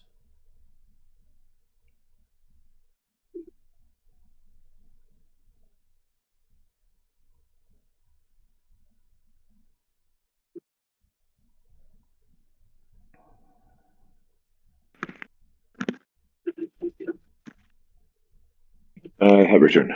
Okay, cool. Let's see. Oh, okay. All right. So the journey. So Kalar took you guys into the Ashen Wastes. So the journey into the Ashen Wastes is eerily silent.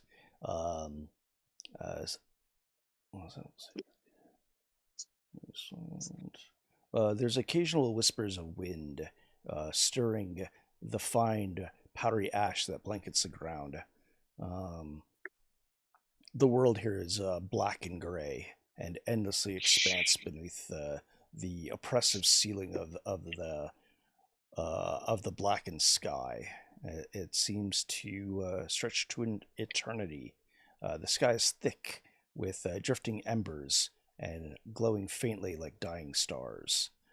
Kalar halts suddenly, his crimson cloak settling around his feet like flowing blood. He kneels, pressing one scarred hand against the ashen ground, his fingers sifting through the dust like remains of something ancient. Without a word, he draws his jaded obsidian dagger from his belt, its edge shimmering faintly with the heat of his own blood. With the deliberate precision, he drags the blade across his forearm, allowing thick crimson droplets to bead onto the edge before he flicks his wrist, sending the blood scattered into the ash. The moment the blood touches the ground, the air shifts. The ashen sands shudder, forming ripples like disturbed water. A deep vibration hums beneath your feet, an unsettling force waking from its slumber. The ripples converging into a circular pool of writhing ash, undulating like a living thing. Then, with an abrupt launch, something emerges. A spider, the size of about a Great Dane. It pulls itself from the shifting stand, its form utterly alien, an undulating of strange and shifting hues, as if the exoskeleton refuses to settle on one color. At times, it gleams like polished opal, and others, it is darker than the abyss, swallowing lights. Its many eyes shimmer like trapped galaxies, burning sapphires and gold, swirling with cosmic patterns that never hold shape for long. Its two of its legs are missing, the joints scarred from its hardened carapace, a sign of battles it perhaps fought. It does not skitter like a mundane spider. Instead, it glides, moving along the unnatural surface that suggests it's not entirely bound to this world or reality. Kalar speaks in a relevant tone, his voice almost hesitant. Let's see here. Khazar, weaver of woven paths. The creature tilts its head, its mandibles clicking. When it speaks, its voice is a whisper that stretches beyond sound, or rather felt than heard. You wake me, Kalar. Do you carry the price? Keller bows his head and gestures to the bloody dagger and throws it to the spider's feet. We seek passage. The spider doesn't respond immediately. Instead, it lowers its head to the ground and begins to work. From the tips of its remaining legs, threads of shimmering silk emerging, trailing through the air like liquid silver. It moves methodically, tracing a spiral weave into the ashen sand, each motion more intricate than the last. As the weave tightens, the center begins to glow. Sparks dance across the pattern, flickering in and out of existence, as if reality itself is unraveling. The swirling mass deepens, folding inward, collapsing into something impossible, a void of infinite darkness, perhaps a doorway into the abyss. Cold wind suddenly blows out from the portal's heart, pulling cloaks and loose ash inside. The air seems to resist, as if warning you perhaps not to step forward. Kalar is not hesitant, though. He turns to the others with his grim expression. This is our path, and plunges himself into it. The other Ashborn follow him.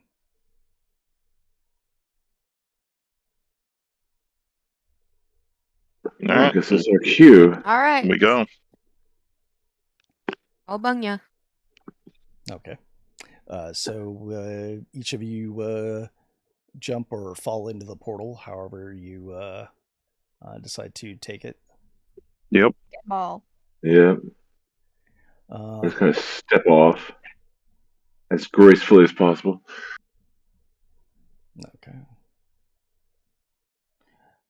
So stepping into the swirl of weaving of the portal is like falling without gravity. The sensation is not of motion, but being carried, weightless, and drifting forward. Then suddenly you realize it settles deep into your bones. You can't move. Your arms are numb, distant, as if they belong to someone else. No matter how hard you strain, your body remains frozen in place, suspended in the endless black. You can perceive, but not act. Your senses stretching outward, slowly, like slowly moving thoughts. Your head cannot turn, but somehow you see. As you enter, you go deeper into the abyss, an impossible sky sprawls out before you. Not empty, but vast, as you're floating through a corridor without walls, without ceiling, without floor. You can see galaxies stretch in infinite spirals, burning in hues your mind struggles to name. Nebulas bloom and fade, shifting in ways that feel unnatural, as though time itself doesn't apply here. The threads of silver stretch between those celestial bodies, weaving across the darkness like strands of some cosmic great web. The deeper you look, the more you realize they are moving, shifting, vibrating. Something moves within them, far away yet present, watching. Then a feeling, something is near. A flicker at the edge of your perception, a shadow that should not be there. At first it's nothing, a trick of the mind, a disturbance in the sea of stars, but the more you try to ignore it, the more it grows, shifting without moving, lurking without form, and then you see it. A single eye. Yet, vast and unblinking, it emerges from the void. Its stare. Its pupil is endless. A perfect abyss within the abyss, swallowing the light of stars around it. The longer you look, the more you feel it seeing you. Not just your body, but beyond into you. Then another eye blinks open, and then another, until there are thousands upon tens of thousands. They fill the void, each one staring, piercing into your soul, like an alien indifference, cold and emotionless, ancient beyond reason. There, you don't feel any malice, no hunger, only knowing. The longer they look, the heavier they feel, as if reality itself is buckling under their gaze.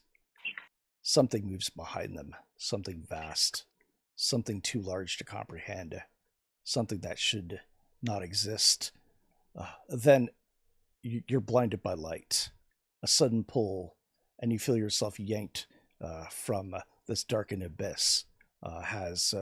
Reality itself feels like it exhales.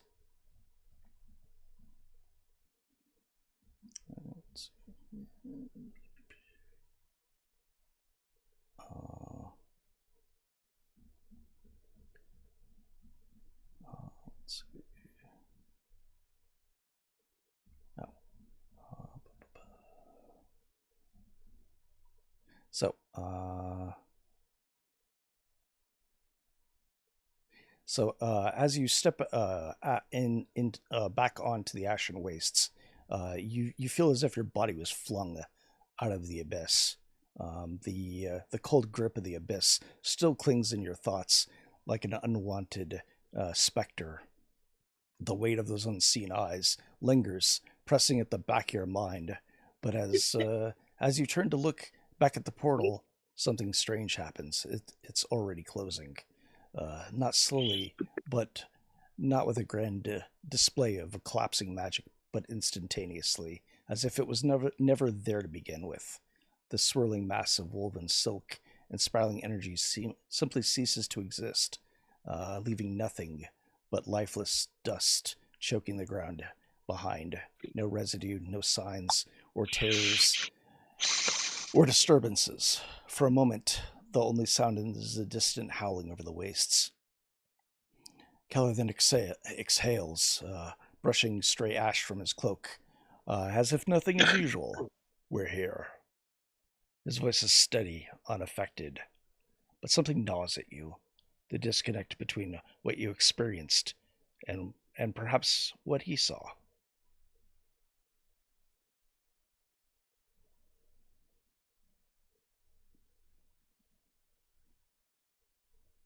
So, what do you guys do from here?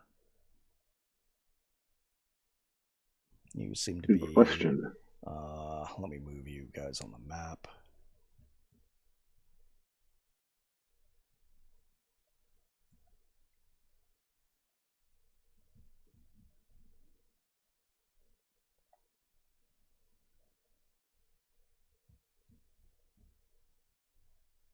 So yeah, they're standing before you, and you're out in the wastes, collecting yourself.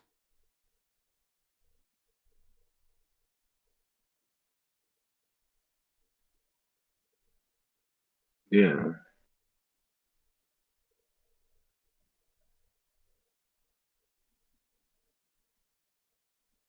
And if I had the system built up, I probably would have made you guys roll wisdom checks or wisdom saves. So what's around us now? I mean, now you're in a you're still in the Ashen Wastes.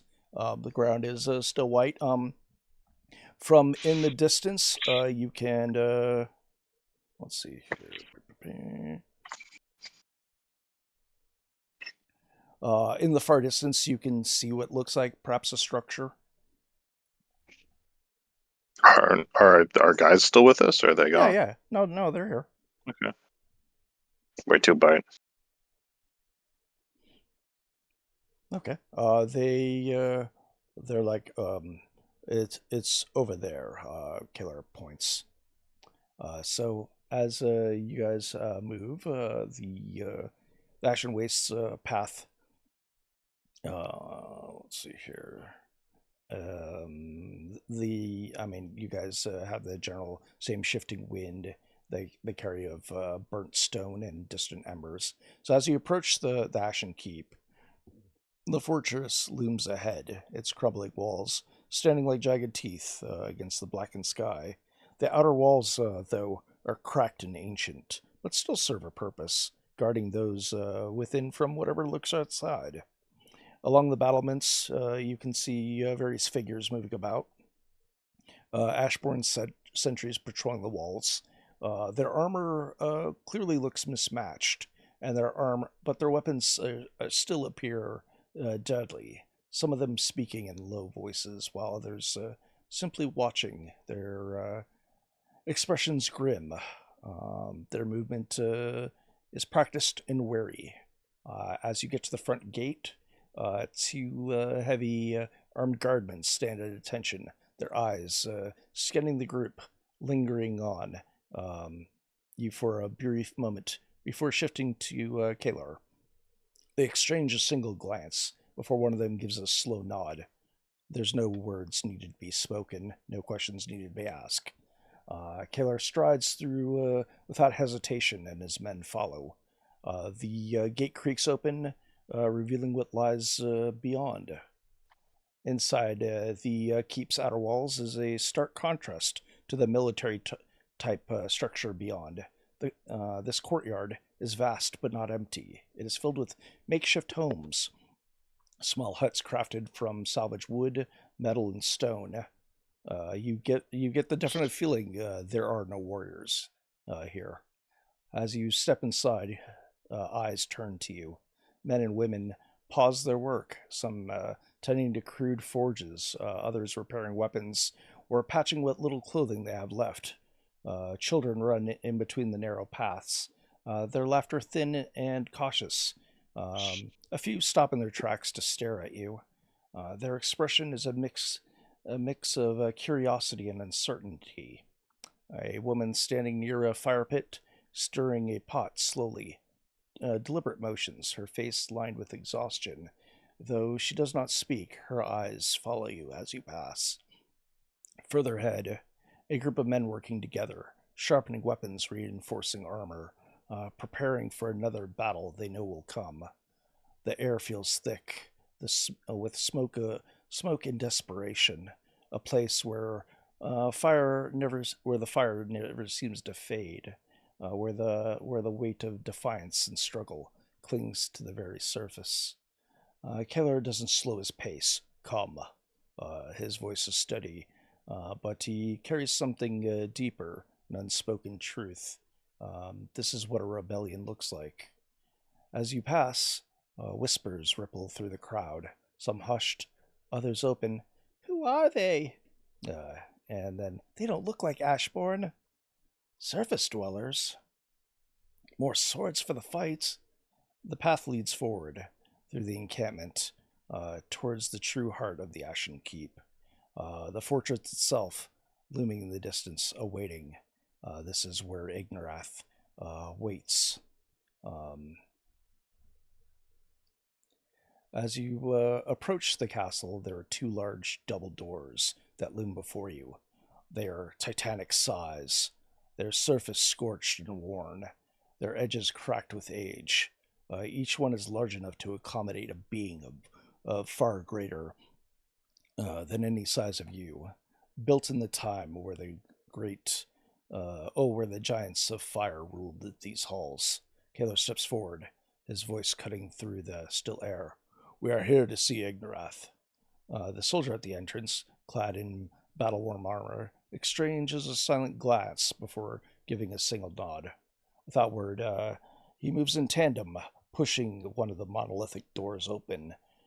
A deep, guttural groan of the stone and metal fills the air as the door creaks open wide enough to admit the group. Beyond it, darkness stretches inward.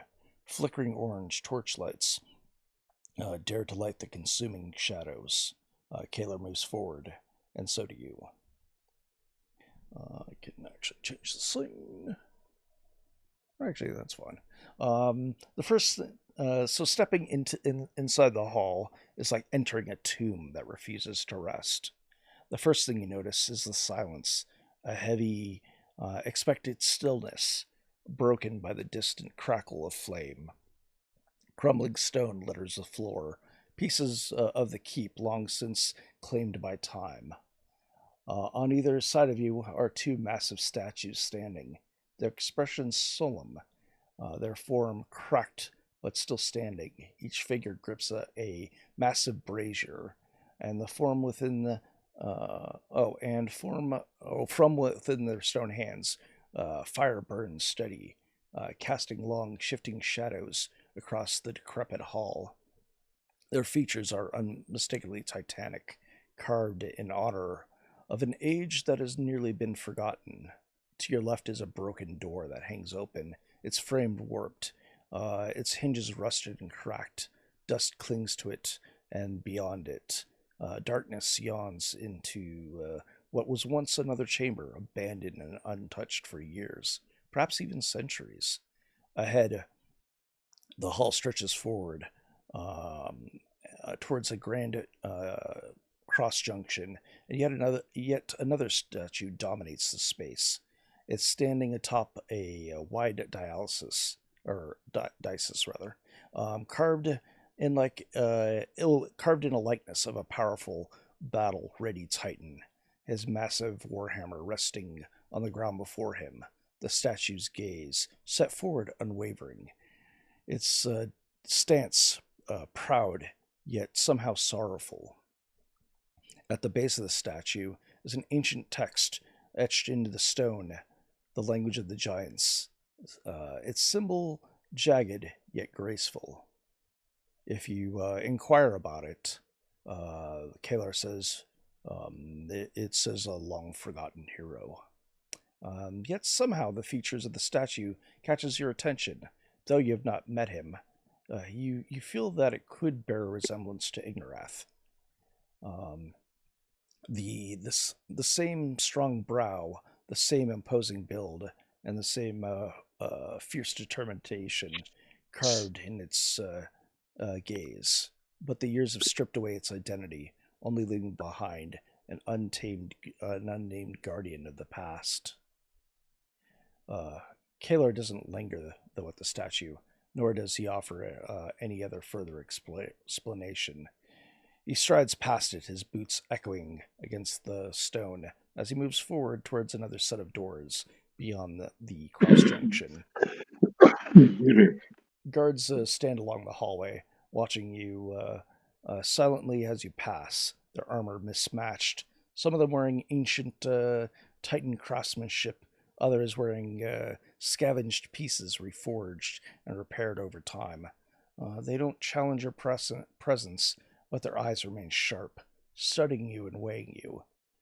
Kalar reaches the next set of doors, not as massive as the front entrance, but still grand, far heavier than anything built by mortal hands. He pushes it open. Beyond them is the heart of the Ashen Keep. Walking into the vast chamber, it is in an octagon shape. The walls, octagon shape, with a ceiling that disappears into shadows high above. It is a room built for Titans, designed to make it even the tallest warrior feel small in the presence of its ruler. More statues line the wall, their hands gripping the same braziers of flame, casting an eerie glow over the cracked stone. Their fire is not bright, not golden, it is dull and smoldering, as it too suffers under the weight of this place. To the far end of the chamber, the throne sits upon a raised staircase of blackened stone, carved for a being far larger than any of you. It is empty. Silence looms over the throne room. It seems to linger. It's heavy with expectation. The air itself seems to hold breath, as if waiting for someone unseen. Then footsteps echo from the hall beyond, not rushed, not hesitant, but firm, carrying the weight of someone accustomed to the command and control. When she enters, there's no mistaking her presence. She is a tall, striking, with every step in radiant power, even in this exile. Her obsidian black skin gleams under the dim brazier light, fracturing with molten veins, glows like liquid fire beneath the surface. Her hair is long, cascading flickering flames, flowing behind her like a living entity, shifting with every motion.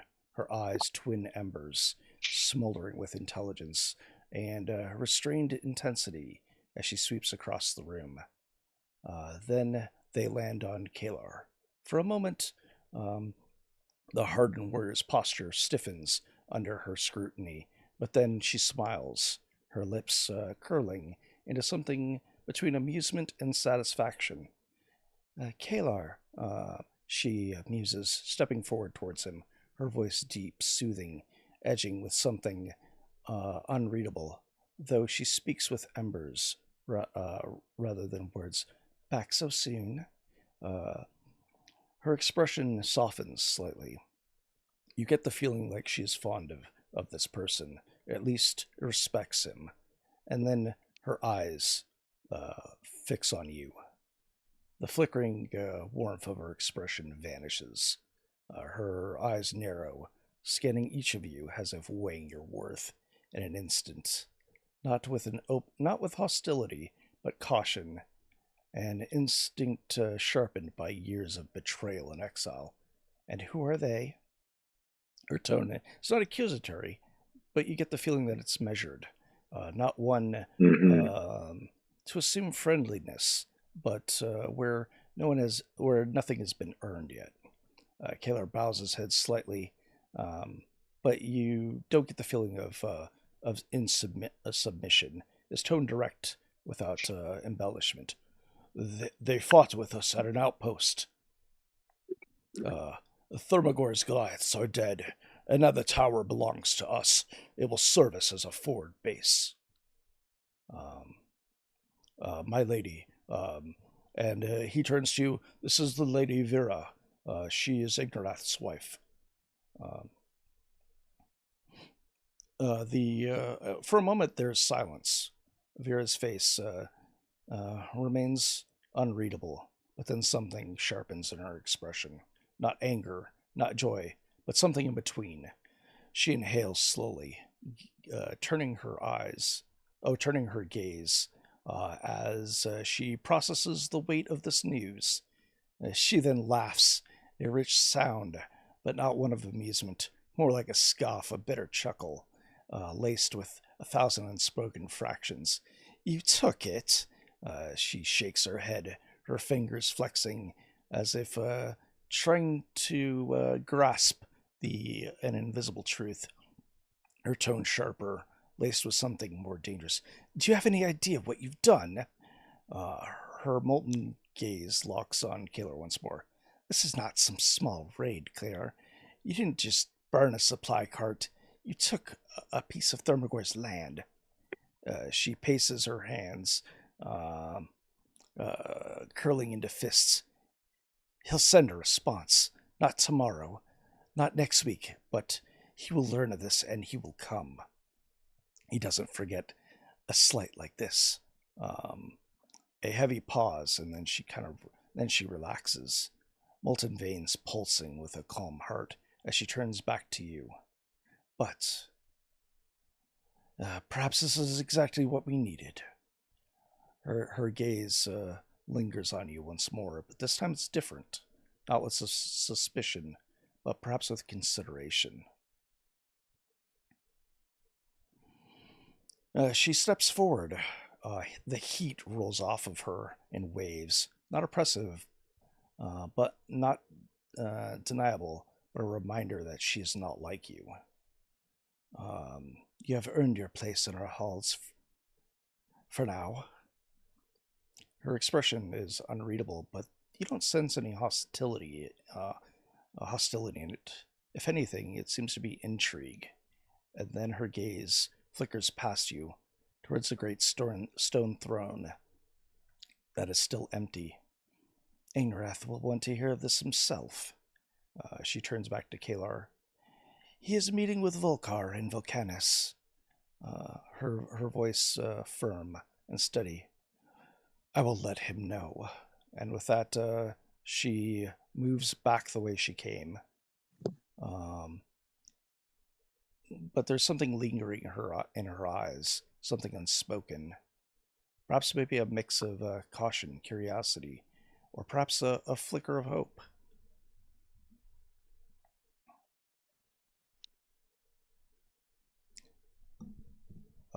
Kalar kind of turns to you and, well, that went better than I expected. I was worried there for a moment, but if they come, we'll be ready. I'm just happy that her ladyship saw the value in our actions. Yes, she is a very proud woman, and a future queen. Indeed. I wouldn't want to enter battle without a woman like her at my side. It speaks well. A few moments later, after she's left the room, the room behind you is still fairly silent, and the braziers flicker as if disturbing by an unseen force. And then you hear footsteps, heavy, measured. A presence enters the room. Though the door, through the open doors, three figures emerge. Let's see. At the center stands Ignarath. Even in exile, even in the ruins of the once great kingdom, he commands the room, his ashen skin crackling with flickering embers that tell the story of a fire that refuses to die, of a titan stripped of his power, but not without purpose. He moves with deliberate strength, every step measured, controlled, not out of weakness, but out of worn patience, a Gant of a man who has learned the price of wasted moment. His eyes burn, twin embers set deep in his weathered face, and though time and struggle have dulled the intensity of his presence, there's no mistaking the power still lurking beneath the surface. At his side, Volkar, his last remaining brother, follows. He is a broken mirror of a fire titan.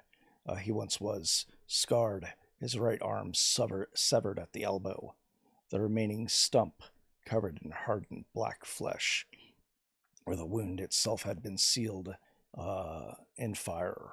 His face lined with grief and weariness, yet he walks with his brother all the same. His single remaining hand resting upon his weapon, he stops quietly, watching.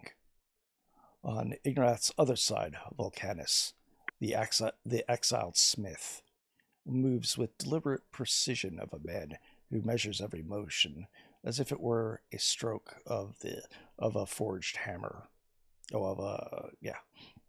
His arms, thick with burns and old wounds, are crossed behind his back. His gaze unreadable as he enters the room. They make no announcement, no words needed. The presence of the fallen king, even exile, is enough. Without breaking his stride, Ignarath moves past you, his towering form casting a long shadow over you. He ascends to his throne. He ascends to his stone staircase with slow, powerful steps, his weight pressing down on each step as if reclaiming his throne he has not forgotten. The chamber feels smaller now. The flickering braziers are enough to contain the presence of this exiled ruler. When he reaches the top, he doesn't hesitate. He lowers himself onto the throne. The sound of stone against metal, the groaning of old weight settling into an old seat, echoing through the chamber. His hands rest on the arms of the throne, his fingers curling against the worn edges. He exhales slowly. Though for a brief moment, something in his former self is restored. A few moments later, the doors groan, and Vera steps into the chamber. Let's see here. She walks not to his side onto the throne, but at the base of the stairs, stopping just before the first step, enough to stand between you and him. Her gaze flickers up to Ignarath and then back to you. However, Ignarath does not look down at her. His eyes seem fixed upon you. And then he speaks. So you struck a blow against Thermagor. You're not from these lands. Not of our struggle. You are land dwellers with no stake in our war. His fingers drum against the armrest of the throne, slowly and methodically. Why? His tone doesn't seem to raise, but there seems something in there, a challenge. What do you care of our vengeance, our suffering? We saw tyranny and people suffering, and we were drawn to your cause. He leans forward, resting his arms against his knees, his gaze locked upon you. That may be, but your place is elsewhere. You should go back to whatever land you crawled from.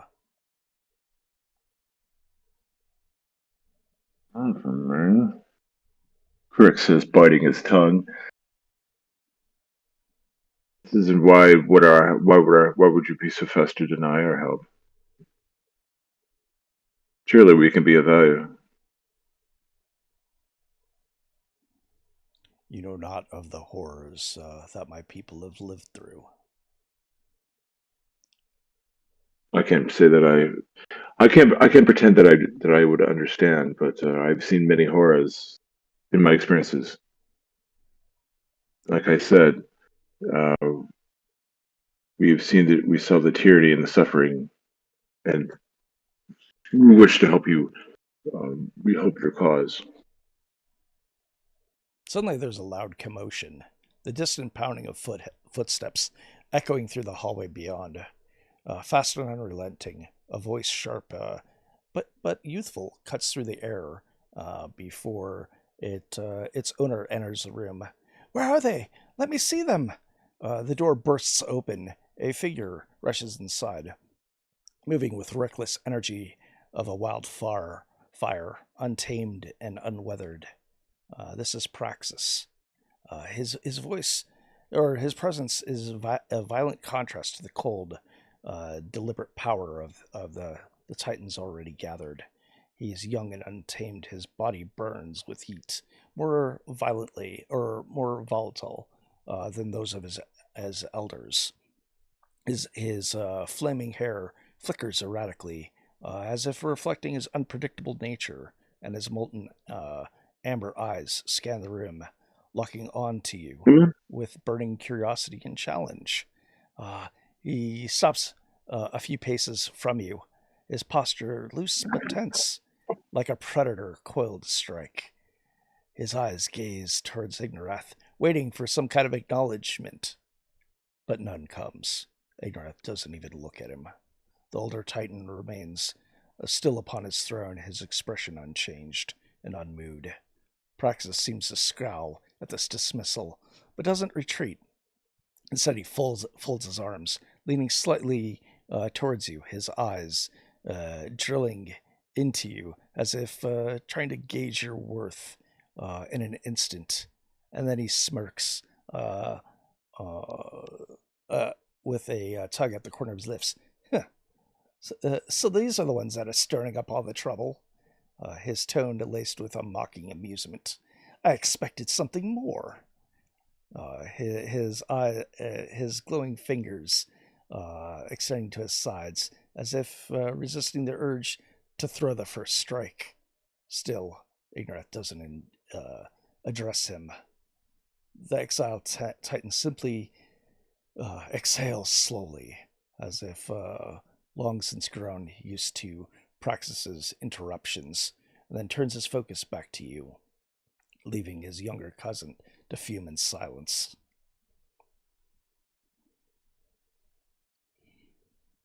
So, you've made enemies of Thermagor, that much is clear. But slaying a handful of Goliaths is not enough to make any kind of difference. His fingers tighten at the stone rest. Do you really wish to join our war? Then understand this. I don't have the numbers. Not yet. The soldiers I do have are loyal, but Thermagor's armies are vast. A direct assault is complete suicide. He must have a weak point that we could strike. I have not seen one. But I am open to an alliance. But the risk is going to be yours. I look at everybody else. Yeah. He says, Thermagor has underestimated you, letting you come and go. But if you wish to stand against him, then prove you're more than a passing stone to him. Oh, my bad. More than passing storm. His eyes seem to flicker. I'd have you be my decoys. He pauses. Thermagor must believe the real threat comes from inside his walls. If you were to strike at his patrols, his deeper supply lines, at the edge of his domain, and even at Ashen Forge, he'll be forced to turn his eyes outward. While he does, perhaps then I can strike. Critics think that this is probably not the time to say no. So having critics will say we'll be agreeable to it, thinking that you can have a more detailed chat with his party in private. Definitely speak amongst yourself. Perhaps. Well, no, I don't say that out loud. I agree to him. Right. But I'm thinking that I just want to make sure that because I'm trying to look around the party, gauge their expressions. Because I'm speaking for the party, I don't want to drag them in, but I think yes, we would agree to that. He's like, he continues, yes, very much, or very so. This could be the opportunity I've waited years for. You could provide a distraction, but this is war, and if you're captured, you'll find no mercy in his halls. We would expect none. And why have you come here? I mean, to these lands. There's a long quest that we are on. You tell them about the crystal, or? Isn't it like one of their hearts? Isn't that what we're looking for? Yeah, I guess we should tell them about the crystal. I wouldn't bring it up because, you know. Yeah, right. Just say it's a long quest we're on, and we find ourselves traveling through your area.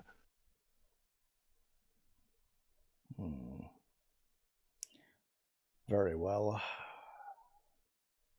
Well, you'll be in the fight of your life, and perhaps we will find victory. We will walk away, and you may yet live to see another day. But perhaps things will definitely turn in our favor. I will speak with the others and draft up a battle plan. Very well. And that's where I'll leave you guys tonight. That sounds good. All right. All right, cool.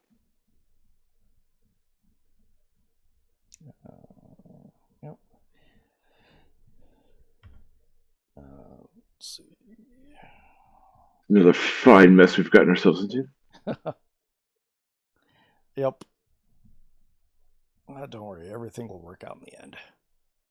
One way or the other. No, that sounds good. When do we get home? I forget. The mages will open they open a portal every X many days, or what was it, every week. And I believe you guys left a note for them saying that Jeffrey sent like a little lizard or whatever, I thought. Oh, right, yeah. Okay, so were the mages back in the other place that just pop portals open every once in a while? Yeah. Okay. So we just got to be at the place at the time. Yeah. Right. Okay. Yeah, then that's your ticket home. Okay. Or you guys can just stay here, or... Yeah, this place sucks. I don't want to stay here. As tempting as it is... Yet. There are things that could change that opinion, but...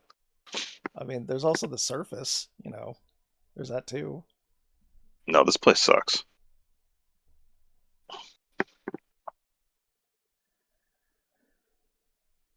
But...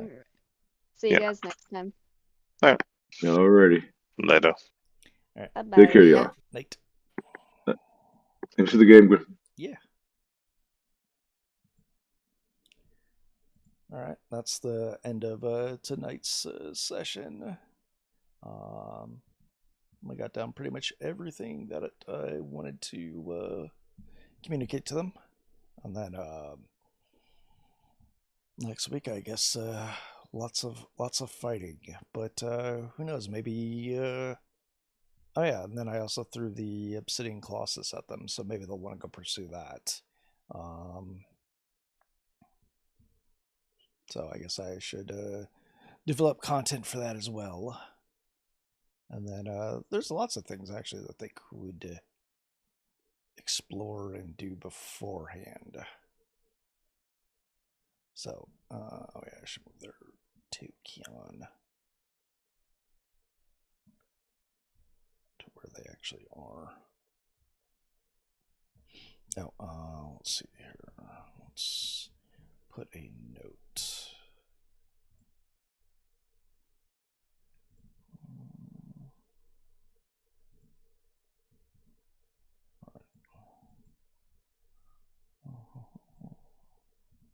Text.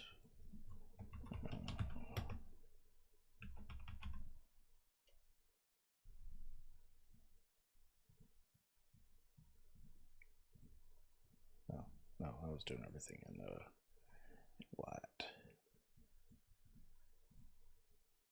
Yeah, let's get rid of that fill.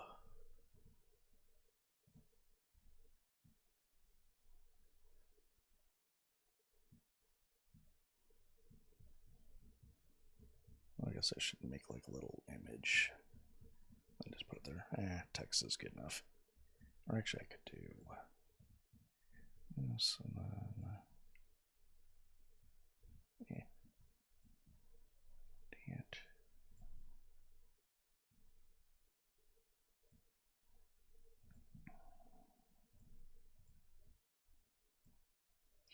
Or the other thing I could do, I could just use a tile image and put that there. Yeah, but that's good enough.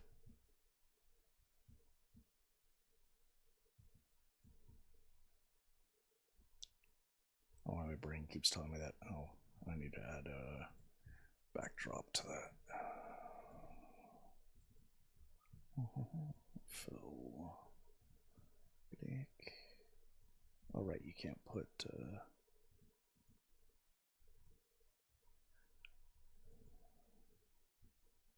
5.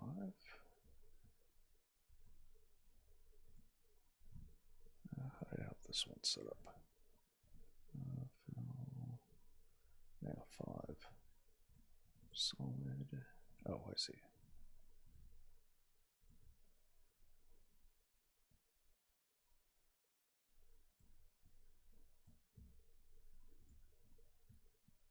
There we go.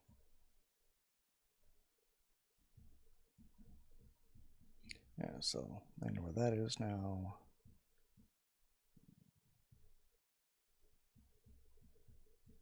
And then, yeah, we'll continue all that stuff. Go next week, and or probably, yeah, I'll have to figure out when on the next campaign. Maybe might be this coming week, or it might be the next following week. Anyway, I'll catch you guys later.